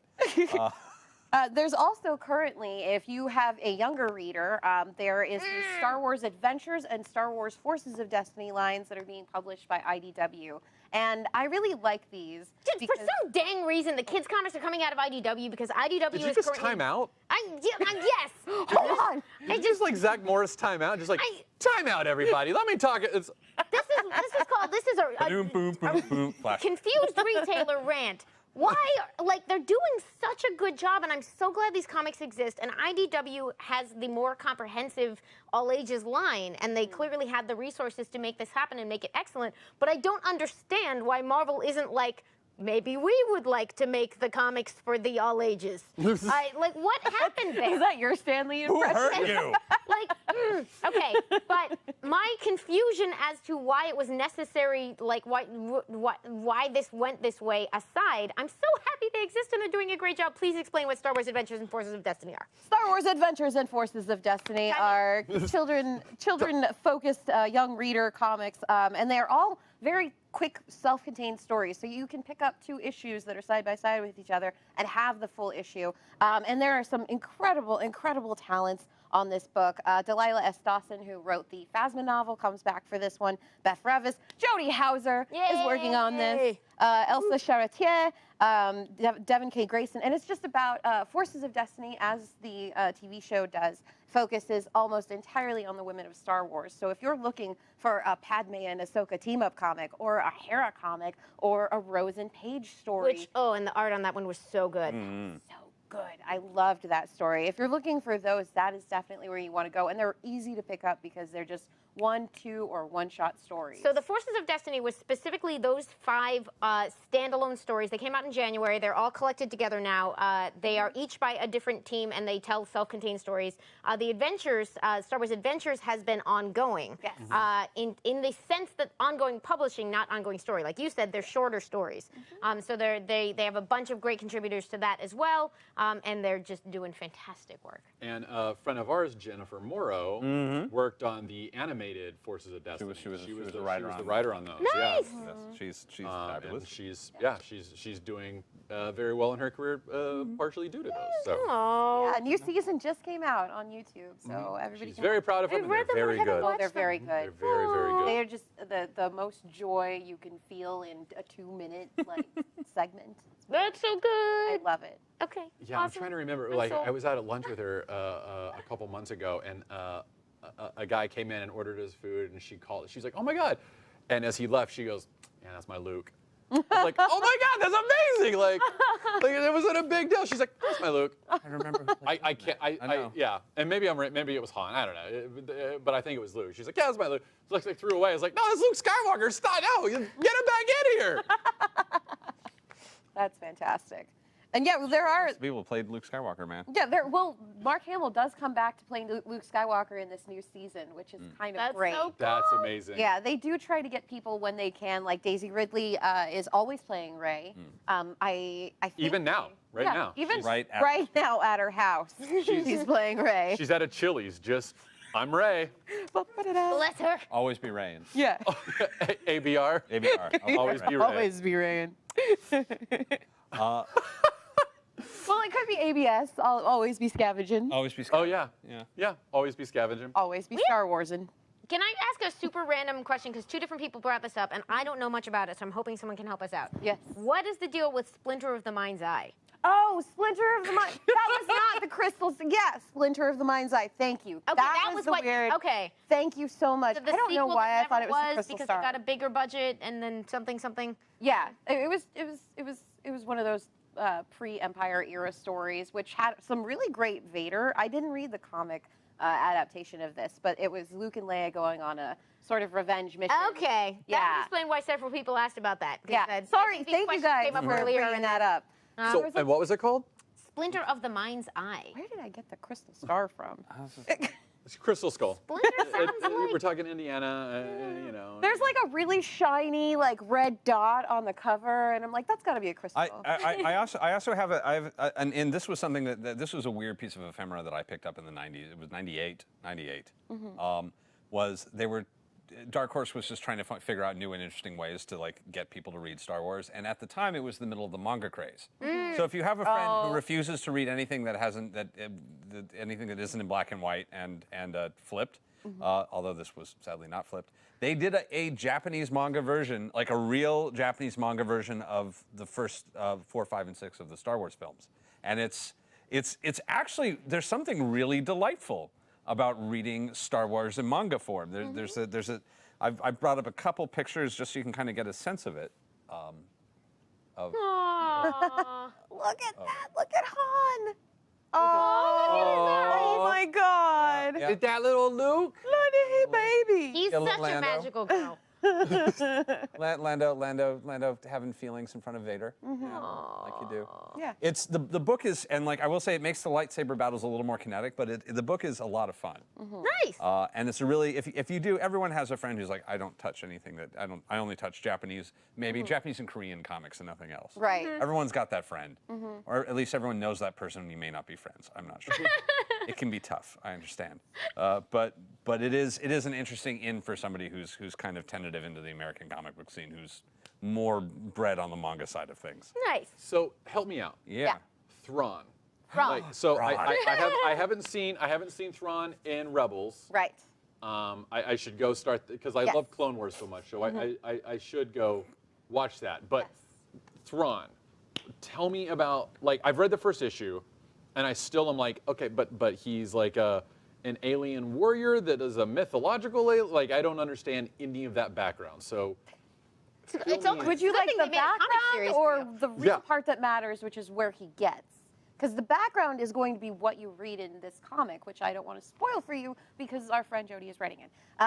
But that's basically. so I read the first issue. Yeah. But like it feels like the first issue hints at enough background that I was like, wait, am I missing this? Like, no, is this not? that's what the whole comic is for, is Okay. just to explain his background and how he gets to where he is in the Empire. Okay. Because back in Aliens Legends, in an Empire. yeah, back in Legends, and maybe even now, while we have many people of color in the Empire, there are not a lot of aliens, and that's because they are speciesists. And so the old story, and I still need to catch up with the current Thrawn comic, was that it took a lot. He had to be a lot to have achieved the ranks that he did to become so close to the Emperor. And I think that's probably where this particular story is going. Is like he is exemplary, he's extraordinary, and yeah, that's like why. I really Yeah. really like. This is no offense to Jodie at all. Like she's an incredible writer, but like I was like, it's a character that I'm not as familiar with. Like I'm probably like I'll get around to it eventually because again, Jodie, I want to read it, but I just like. That's a little less on my priority because I don't know the character. Like if it was Darth Vader, I'd be like, let's get it now. But then I read it today and was like, oh my God, this is so good. I need to know everything about this character. Yes, yeah. And What am I doing with my life that I don't know this yet? Thrawn was the character outside of Mara Jade that everyone wanted. Everyone asked for Thrawn. Since the Disney buy, everyone wanted Thrawn back. And so when he came back in Rebels, it was a big deal. And it was So I'm so sorry to interrupt you.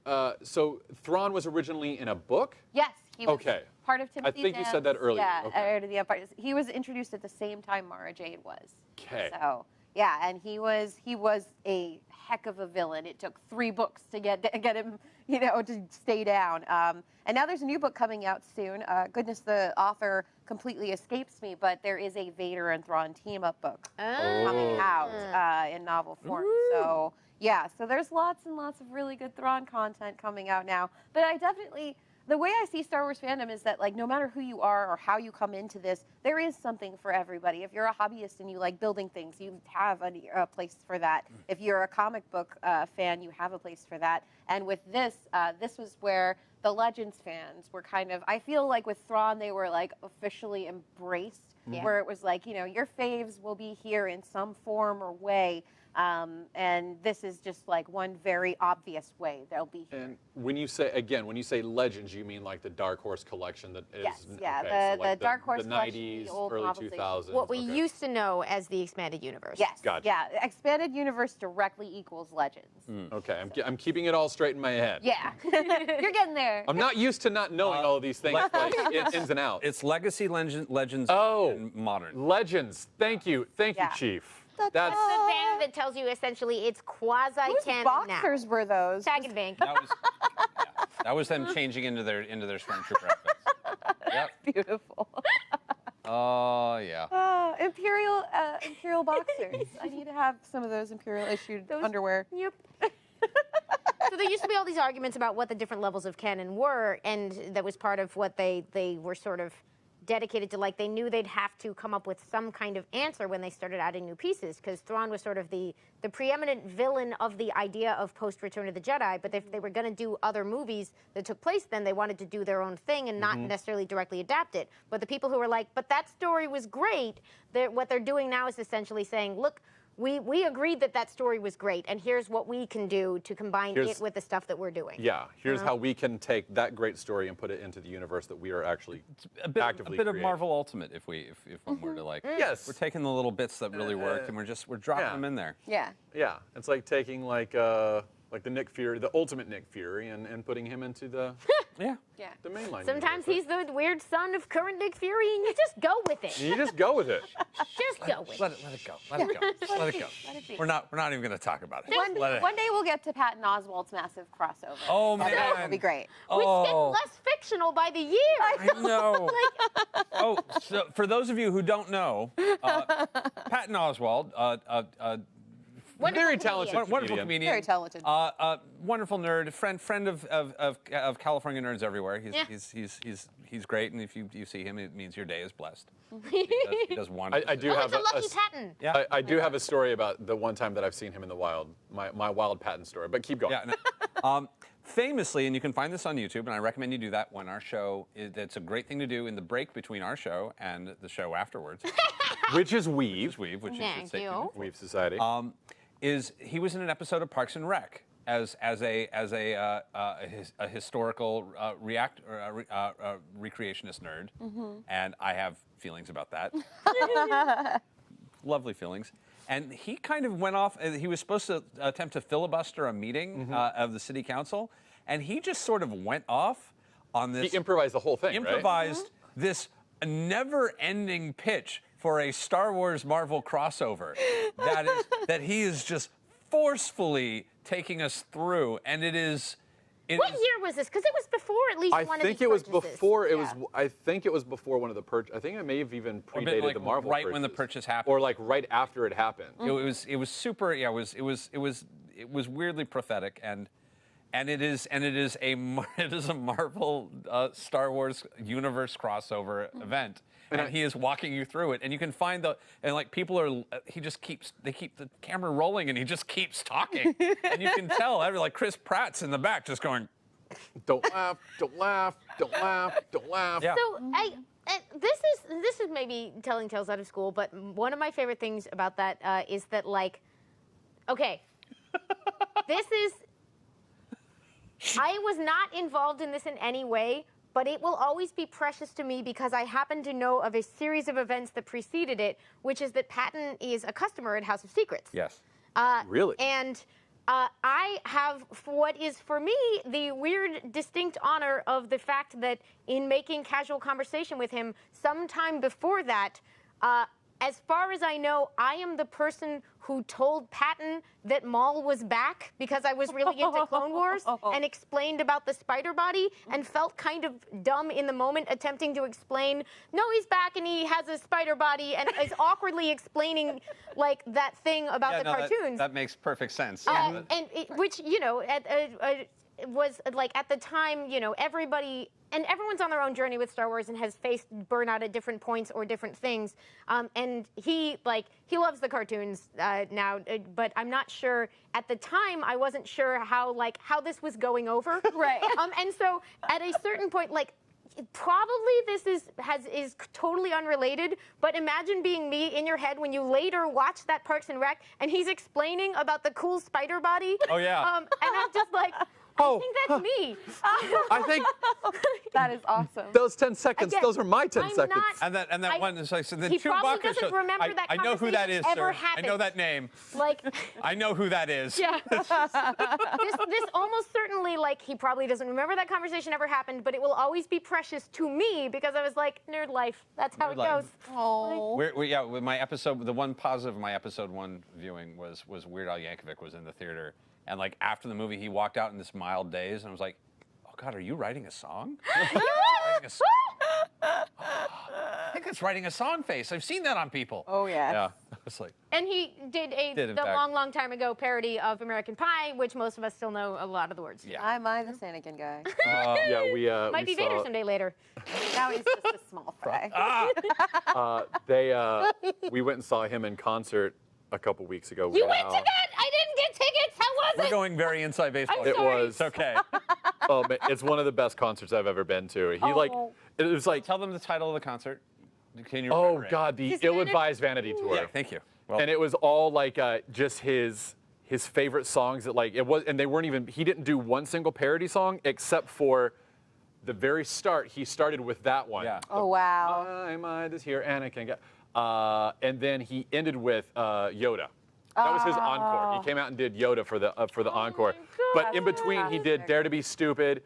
He did I assume. one. Yeah, he did Spend One More Minute with You.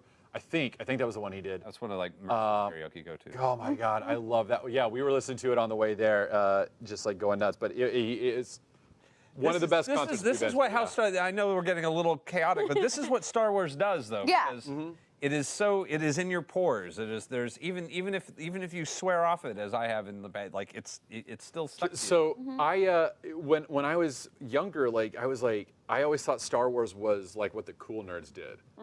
I was like, oh, I'm not a cool nerd. I can't really get into Star. I want to get into Star Wars, but those are the cool nerds. Really? That was your experience with it? Yeah, that was and that's not to say they were mean or anything like that. I was like, those are. I don't know.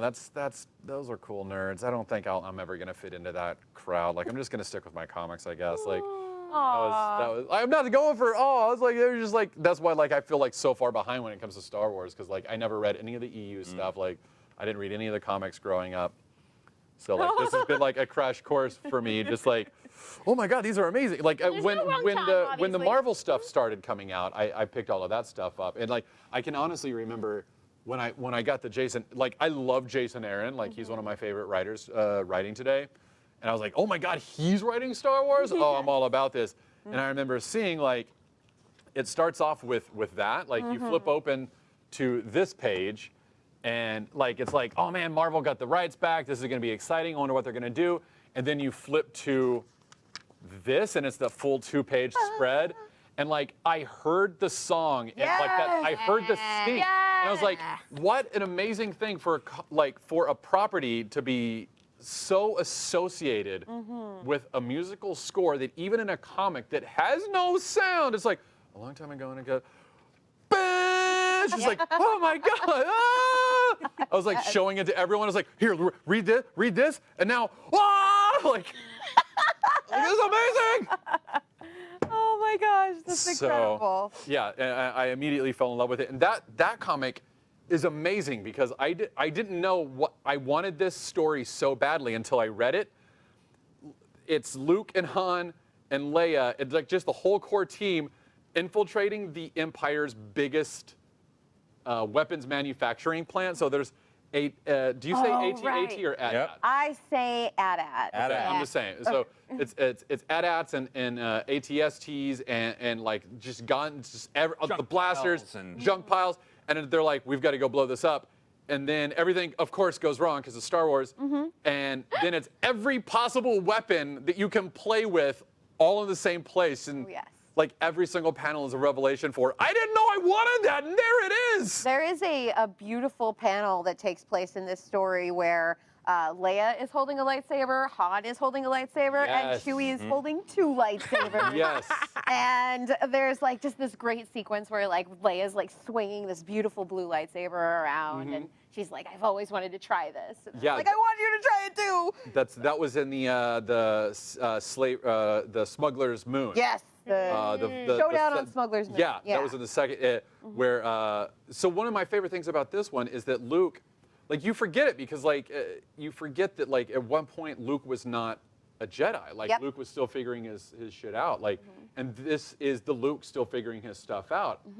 And I love that. And like this is him like, how do I become a Jedi? There's no one left to teach me. How do I go figure this out on my own? This is before he even knew about Yoda.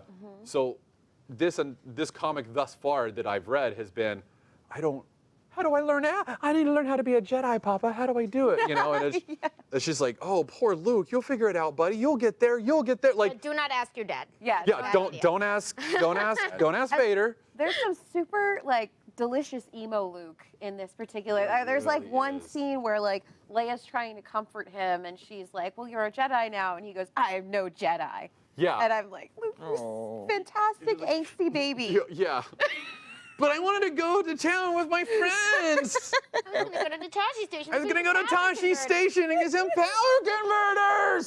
I was trying to find it. It's driving me nuts. I thought it was in the Leia comics, and I have. By the way, and I should just point out how beautiful these books are because The Mark Waid ones. Yeah, I absolutely. like here, actually, where's the other cover? Oh man, I mean like. Yeah, the Dodson covers. Oh my God. Yeah. I mean like it's just. I mean they really like were like pushing to like no really read these books. Yeah. Every single issue. And I love this story too. This is a 5-issue story where you get to explore what happened to Alderaanians after Alderaan blew up. And that's what the whole story cool. is. It's about Leia like finding the refugee Alderaanians and reuniting them to build a new Alderaan in a way, like a la like, you know, the Asgardians in Thor Ragnarok. Yeah. So I thought that was really nice, really beautiful, and like there's the introduction of Yvonne Verlaine, who is another fantastic Alderaanian X-wing pilot, and she jumps on the mission and becomes like Leia's first like female friend. In the saga. Someone to talk to. Yeah, someone to finally talk to. And they have an interesting sort of conflict because she's sort of hesitant about like she's not going to be buddy with the princess. Yeah. And they kind of butt heads a little, but then they need like it was interesting. I really enjoyed that story because there's just so much that's rich to explore there. I'm a big fan of the Dodsons, and there were times where I wasn't sure that like the kind of smooth, beautiful nature of their art was necessarily serving the story. Like it was I don't know if like I would have been interested to see some other takes on that same story, but like it's beautifully done. It's wonderful. I Yeah. highly like. It's really, really great. I mean, I was trying to find. I came across it because I'm opening all these books right now because I was trying to find. There's just these little bits of world building that are so exciting in the comics, and there's just this one shot, and I'm trying to find it. I cannot find it, of Luke Skywalker in a tuxedo. Oh, But it's not a real. It's a sci-fi tuxedo. They made. Well, what? yes. Yeah. Oh, gosh. I remember that And now. I was staring at it going, I need to own that. Yes. Oh. I don't think when does Oh, that in? it's a sci-fi tuxedo, and I was Chat, help us. like losing my goddamn mind. I know, and I'm still looking for it. By the way, do you have like would that be like your dream costume? Not even just like Star Wars, just That's like not a costume. dream. I need some formal evening wear. Yeah. This is all. I was like, I need that as formal evening wear. That's amazing. It's beautiful. Oh, I will do. Chad is currently getting distracted talking about the wonderful, wonderful. Speaking of tangential to Star Wars comics, the wonderful Jeffrey Brown, Darth Vader and Son. Yes. Vader's little Oh. princess. love right. those. There's Yes. a wonderful cartoonist named Jeffrey Brown has been doing a series of children's books and some YA kind of like Jedi Academy books, but like also these cute little picture books that are just these hilarious send-ups of Star Wars, and they're delightful. And just look them up; they're great. Yes. And there's also the Shakespeare of Oh, Star Wars. The Shakespeare adaptations, those were incredible, and I was very lucky that a couple celebrations ago, I got to sit and listen to Ian McDiarmid read them with his Shakespearean training. He read, I believe it was Empire Strikes Back. Is that on the internet? Yes, it is on the internet. And Oh my God, that's amazing. it is just the most wonderful thing to sit down and listen to, and they're adapting all of the new movies with that as well. Yeah, those right there. Yeah. For those who might not The know, Jedi doth return. Yeah, what, like Katrina, what's a celebration? Oh, Star Wars Celebration is not necessarily an annual convention.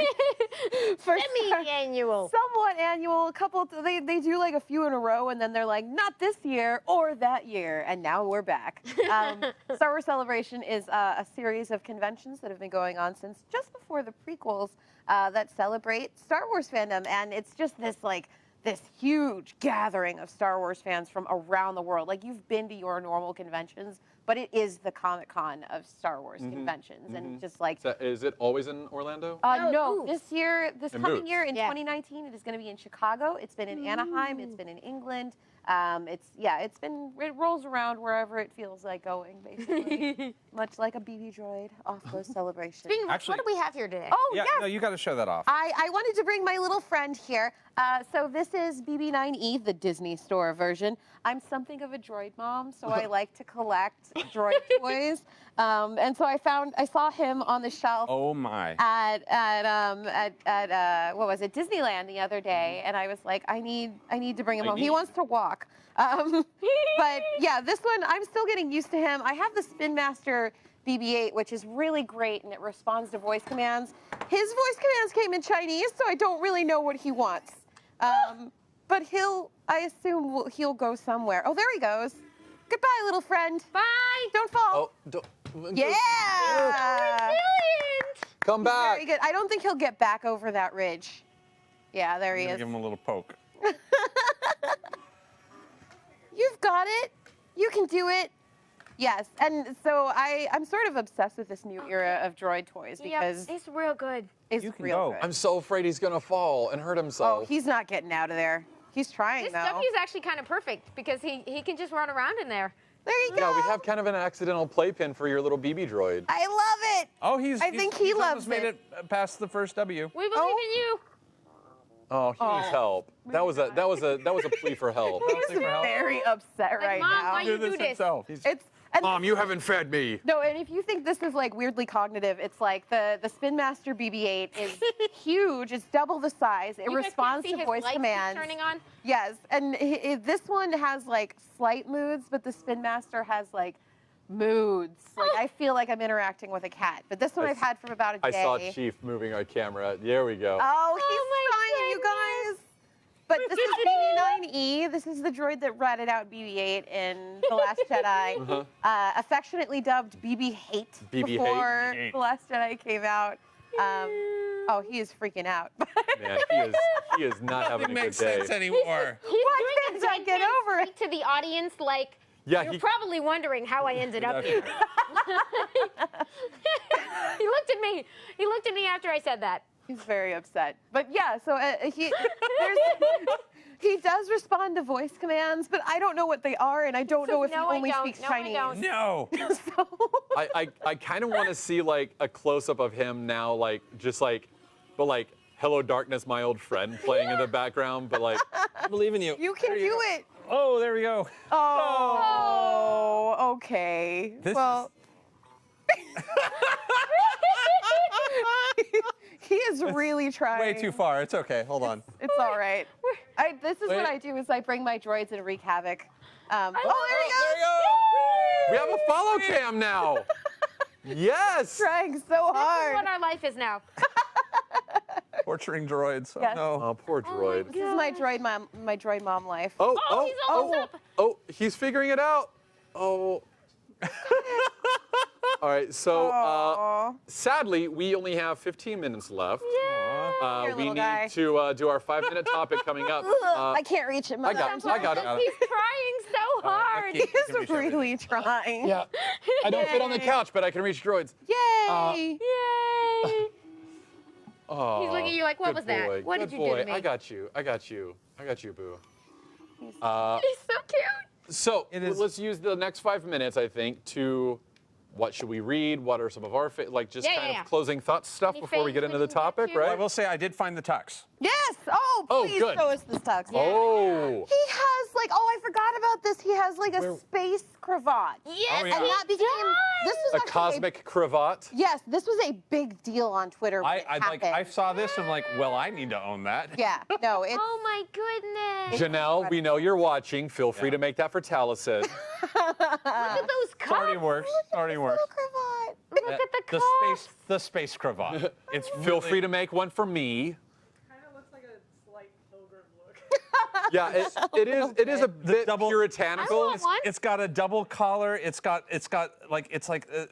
clasp. It's got a morning coat. Oh man, I'm so into it. It's got writing.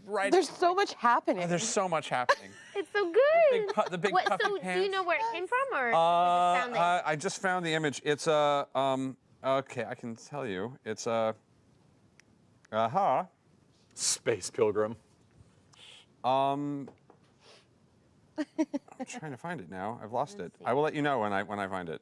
All right. So, how about you? Do you have any like clothes that like you must read this one, whether it's like the Dark Horse run or the current run? Like, Oh. do you have a? I have 3 staples that you absolutely Space Pilgrim versus the rest of the galaxy.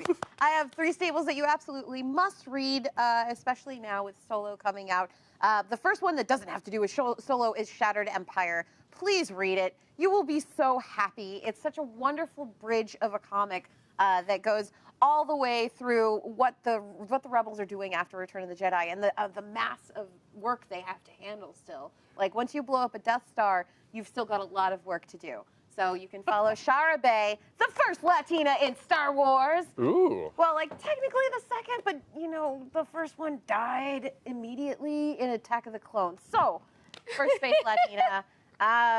Very pleased to have her on board, and it's got some great nods back to the old series, to Naboo, to all sorts of great stuff. My second would be Dark Horse's run of Darth Maul, son of Dathomir. If you're looking for some juicy prequel Clone Wars era stuff, that is definitely where you want to go. Like it's just a wonderful story. It's about how he started getting so weird and crazier than usual.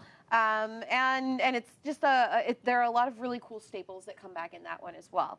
My third one, especially right now, is Charles Soule's run of Lando. It's a 4 or 5 issue miniseries that came out a couple years ago, and it tells the story of Lando and Lobot. And if you want to, I would tell you to please prepare a couple napkins because it will make you cry. Oh. Yes. Well, that actually really does sell me on it. Yeah. Yeah. Lando, And, Lobot and, crying. and Sewell wrote it? Yes, Okay, yeah. then Wow. of course we're Yeah. all gonna I love think it. I should have checked my notes on this. This year's Eisners, is Marjorie Liu nominated for her Han Solo book? You know what? I I looked that actually, up. I've been specifically not looking because I've been waiting till we like announce that we're doing our yeah, we should do our Eisner episode. Let me fact check. I'm gonna look it up right I'm now. Making that up, but oh, someone has shouted "Screaming Citadel." So Yes! Oh, that is a good Thank run. more picks. Very good. That's a little bit later on in the main Star Wars book, on the next crossover they did. I'm looking it up right now. everybody on there. What did I Yeah, email sorry, Amy sorry. earlier? You see, I emailed her, like- beautiful write-up of like, here's all my picks, because you shouted out both Vader series, I think. Yes. Yeah. The Kieran Gillen Vader that we've talked about, and then the flashback one that's going on now. Yes. Um, And in the meantime, while everybody's looking stuff up, if you are on the road to Solo, just to fill some time, you should read Lando as well as Star Wars Chewbacca by Jerry Duggan, which is illustrated by Phil Noto. It is a beautiful, another mini-series. These are all mini-series that I'm suggesting to you guys. And it introduces this nice little character who is this like feisty little girl that Chewbacca has to help out. And then, of course, Marjorie Liu's Han Solo is a wonderful Mark Brooks, story. Maybe? Huh? Mark Brooks maybe did the art. I'm For trying to help Marjorie. her Oh, I you know what? act, Yes, but I Mark don't. Brooks. in Okay, fact. sorry. Yeah. Han Solo by Marjorie Liu and Mark Brooks is a great story. I think that it was like left in an area where it was like maybe it'll go on at some point, but it's on break right now. And then there are 2 IDW stories. Star Wars Choose Your Destiny, a Han and Chewie Adventure by Cavan Scott and Elsa Charretier is coming out soon, as well as the Free Comic Book Day issue, which you guys should have picked up on Free Comic Book You Day. should have. So, and if you didn't, I'm not seeing anything about the Star Wars and the Eisners. Did I make that up? Maybe you Sorry, may, hold on, may- guys. maybe I just missed it. We'll have It's to all have right. an Eisner episode soon, anyways. Yeah. Yes. We'll dive into that when that pool once it's full. Is it time? I think it's. I think Yeah, it's Dang we time. it, dang it, Well, I want to you look at my believe. facts. It's time for our. It's time for us to put you under pressure. This is super easy for us. You see, Is it time to do this? it's Shall we? time. Let's do it. shall. Let's do Okay. it. Let me get my hair ready because I know is there a song? No. we should make one. We should make one. Welcome to the Wednesday Club. Every week here on the Wednesday Club, we take a topic suggested by you in the chat or in the Alpha chat and address this topic for 5 minutes to the best of our abilities. And we are going to try that right now. I'm Taliesin Jaffe. To my left is Catrina Dennis, Matt Key, and Amy Dallen. And we're going to take a run at this. So what is our topic All right. for the day? The winning topic tonight comes from user Fuffybutt. Fluffy butt. Whoa! Topic. Woo! You Uh-oh. are a war reporter with the Empire. How would you put a positive spin on the destruction of the Death Stars, plural, and your defeat by alien teddy bears? So today's propaganda challenge. It immediately Oh, puts me on man. the wonderful introductions to the Clone Wars animated series, where Yes. it always starts Oh, sort those of were like always- a yeah. news of the world style. Like I forgot that they did HoloNet. that. Yeah. Yeah. Welcome to the HoloNet. Yeah. The Empire on Genosha. Yeah. Yes, Oh, I forgot yeah. about that. That's so fun. Geonosis. Geonosis. Oh yeah, Geonosis. I was thinking Felucia and Geonosis at the same time, and I got Genosha, which was another thing, but that's Marvel. I'm a little stumped on this one. This is I am intense. real. Okay, read it Oh, again. God. I'm We not good haven't at even narrative start- back, we're- guys. Let's see. You are a war reporter with the Empire. How would you put a positive spin on the destruction of, I'm going to assume here, Death Star 2, and your defeat by alien teddy bears? So we are. So this is propaganda for. You have to write the headline. We are the Empire. We are very strong. I've got one at least. Thousands of new jobs created as we started one of the largest independent contracting systems ever to build our brand new Death Star, and we're just going to ignore the first one entirely. Okay, so positive. Positive spin. Okay, so a positive spin for being defeated by a bunch of adorable yub-nubbing teddy bears would be that you weren't defeated by teddy bears. Like you have to admit defeat. You were defeated. right. but they were genetically altered beasts by the rebellion. So like you say, the rebellion is evil. Look at what they did to these poor, native, adorable teddy. They genetically altered them and turned them into monsters. We were not defeated by teddy bears with sticks and stones. They were outfitted with like laser eyes and razor sharp throwing hands. Throwing hands. Like they were hands and they threw them at us. I was going to say, aren't all hands throwing hands, really? No, but like the hands detached and they were made of blades, like these poor you kind animals. Of moral victory it in terms of Yes. like, new depths of Depravity for the rebellion. Exposed Yes. as rebellion reveals And super with- weapons. With that in mind, and this is how the Empire spun so many rebel stories, millions dead at the hands of rebel terrorists today. The Death Star's economical growth project, the Death Star 2, has been destroyed at the hands of the evil Princess Leia and her cohorts. Yep. Who genetically altered Treachery. technically, if you looked at the permits for the Death Star, it was technically a water reclamation project. Let's be fair. So really, they really just destroyed an extremely expensive water. And it was it was killed thousands. It was Palpatine's Taxpayer New dollars. Deal. Gone. I'm stealing here, but this is a wonderful thing they did with the 2015 relaunch. They opened with crawls for both Star Wars and Vader, written from the varying perspectives. Where the Star Wars book opens with, because it's right after Episode 4, it is a period of renewed hope for the rebellion, and they describe it. And the Vader book goes, it is a period of insurgence. Rebel spaceships striking from a hidden base on the moon of Yavin have won a shocking surprise victory against the rightful reign of the Galactic Empire. So you'd have to go with that. You would have to basically I like your idea of like job creation. Yeah. Where It's Palpatine's New Deal. Opportunities abound in the Empire. Join today and build a stronger, like, as part of our, you get to be like, we're the resilient force that will fight to take back order in the galaxy. And the position of Emperor is open now. So Oh no, the Emperor isn't dead. The Emperor never dies. He's fine. He went out on a pod. He's fine. and he I saw believes in you. Yeah, he believes in you, and he was spotted definitely escaping to safety for sure. currently at Sir- a Starbucks on Coruscant. There we go.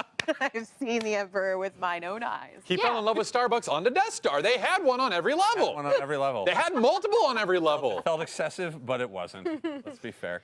You might be like, if it's the second Death Star, you have to be like, foolish rebels fall for a clever plan of Oh Empire. my God. And then, due to unforeseeable circumstances, score glancing blow against the mighty. No, you know what We've you do? exposed their weaknesses. That Death Star was hollow. It was a trap anyway. Right? Yeah, Nothing that's there. exactly. Exactly. That's what you say. Yes, you say they fell for our trap. We lured them into our moon. They had no one else on it. We had cleared it out, and then we blew it up when the entire rebellion got on. We were like, ha ha ha. Yeah. Yeah. All We along. planned for this. Exactly. They definitely sustained some losses. We understand their tactics better. We've exposed their weaknesses, and this will just make the Empire stronger. And we have now kidnapped their genetically modified murder bears, and we're going to turn it against them now. Watch out, rebellion. Well, that's all the time we have. Woo! News of the Empire. Genetically modified murder bears. Yay! Thank you all for watching. Wow. The Wednesday Club is that. We got 3 minutes left. We're here every Wednesday at 7 to 9 p.m. on twitch.tv/Geek and Sundry or on Project Alpha. I'm Taliesin Jaffe. I'm Catrina Our Dennis. special guest today, we're so happy to have you. I'm Matt Thank you Key. so much. Amy Dallen. And we'll see you. We'll see you See next you on week. Wednesday. Meanwhile, we Meanwhile- can actually wrap up. That was for YouTube, you see. Yeah. Yeah, sorry. That's how we say goodbye to YouTube. Oh, I They like window the that out. secret project. Yeah. We get windowed. And our fans get to see us. You Mace guys wins have that. the Speaking exclusive. of awesome, I don't know, segue that I imagine, you should maybe talk about some exciting stuff that people Yeah. might want to check Yeah. out. Where can everyone Yes. follow you and find you and see what you do? You can follow me anywhere if you search for Katrina. That's OHCATRINA. I know how to spell my name. I am the assistant producer of Looking For Leia, which is a docuseries that celebrates the joy of Star Wars fangirls. We've just been approved for 6 episodes, and I'm very, very Oh my excited God, for that's that. awesome. Yeah, so you 6 guys. episodes where? We don't know yet. Oh, but, okay. But if you tell Netflix that you're looking for Leia, they, Looking for Leia. Look for Leia on Netflix. Tell them that you're looking for them, for us. So I host Looking For. Oh, I don't host Looking For Leia. I am the assistant producer of Looking For Leia. I have an ongoing free webtoon series called Treasure in the Core, and if you like Star You're a Wars, really good artist, by the way. I'm an improving artist. You can be both of those things. Oh, thank you so much. And it is about wonderful space pirates. And if you like Star Wars and Cowboy Bebop and Outlaw Star, you got might me. like Treasure got in me. the Core. Outlaw Star, that's some old school. You got me. Yeah, Wow. yeah. You said I was. Cowboy Bebop, Yes. and I thought of the opening, and now I'm on board. I just released an official poster that's like a parody of one of the Cowboy Bebop posters because I couldn't help myself. So And you write and draw that. You do it all yes, yourself. I write, draw, upload everything about that. So that is an ongoing project of mine. I do a lot of other stuff. You can find my work on StarWars.com, where I fangirl constantly all the time. You can find my work on Remezcla. You can find it on Den of Geek, where I will be releasing an interview with Jonas Suetamo. Oh, how exciting! Who plays I love that Chewbacca. site. Yeah, That's a great site. Very, and I love Den of Geek. So you can find me everywhere. And if you look back through the throes of Geek and Sundry, you might find my work in the past as well. Yes. All right, so we gotta wrap it up. We gotta wrap it up. Thank you so much for coming today. Thank you so much for Yay! getting us Thank through this. you. This was nuts. Thanks so much. Next week, I believe we're doing. I haven't looked. I think it's the Batman Year One. Yes, okay, Oh. but not Batman Year One. Batman the actual first year. Yeah. So Boy, I didn't realize how confusing and exciting that name was. yeah, very excited. We're gonna be Matt's do that. going to describe it on Twitter so you can read along because Yeah. it's going to be really, really fun. We are reading literally the oldest Batman. It's going to be amazing. Yeah. It's gonna be great. Stay tuned for Weave. For Weave Society, we'll see you next week. It's been fabulous. We'll see you next week. Thank you, thank you, thank you, thank you, thank you. May the Yeah, first may the first one. one. Watch out.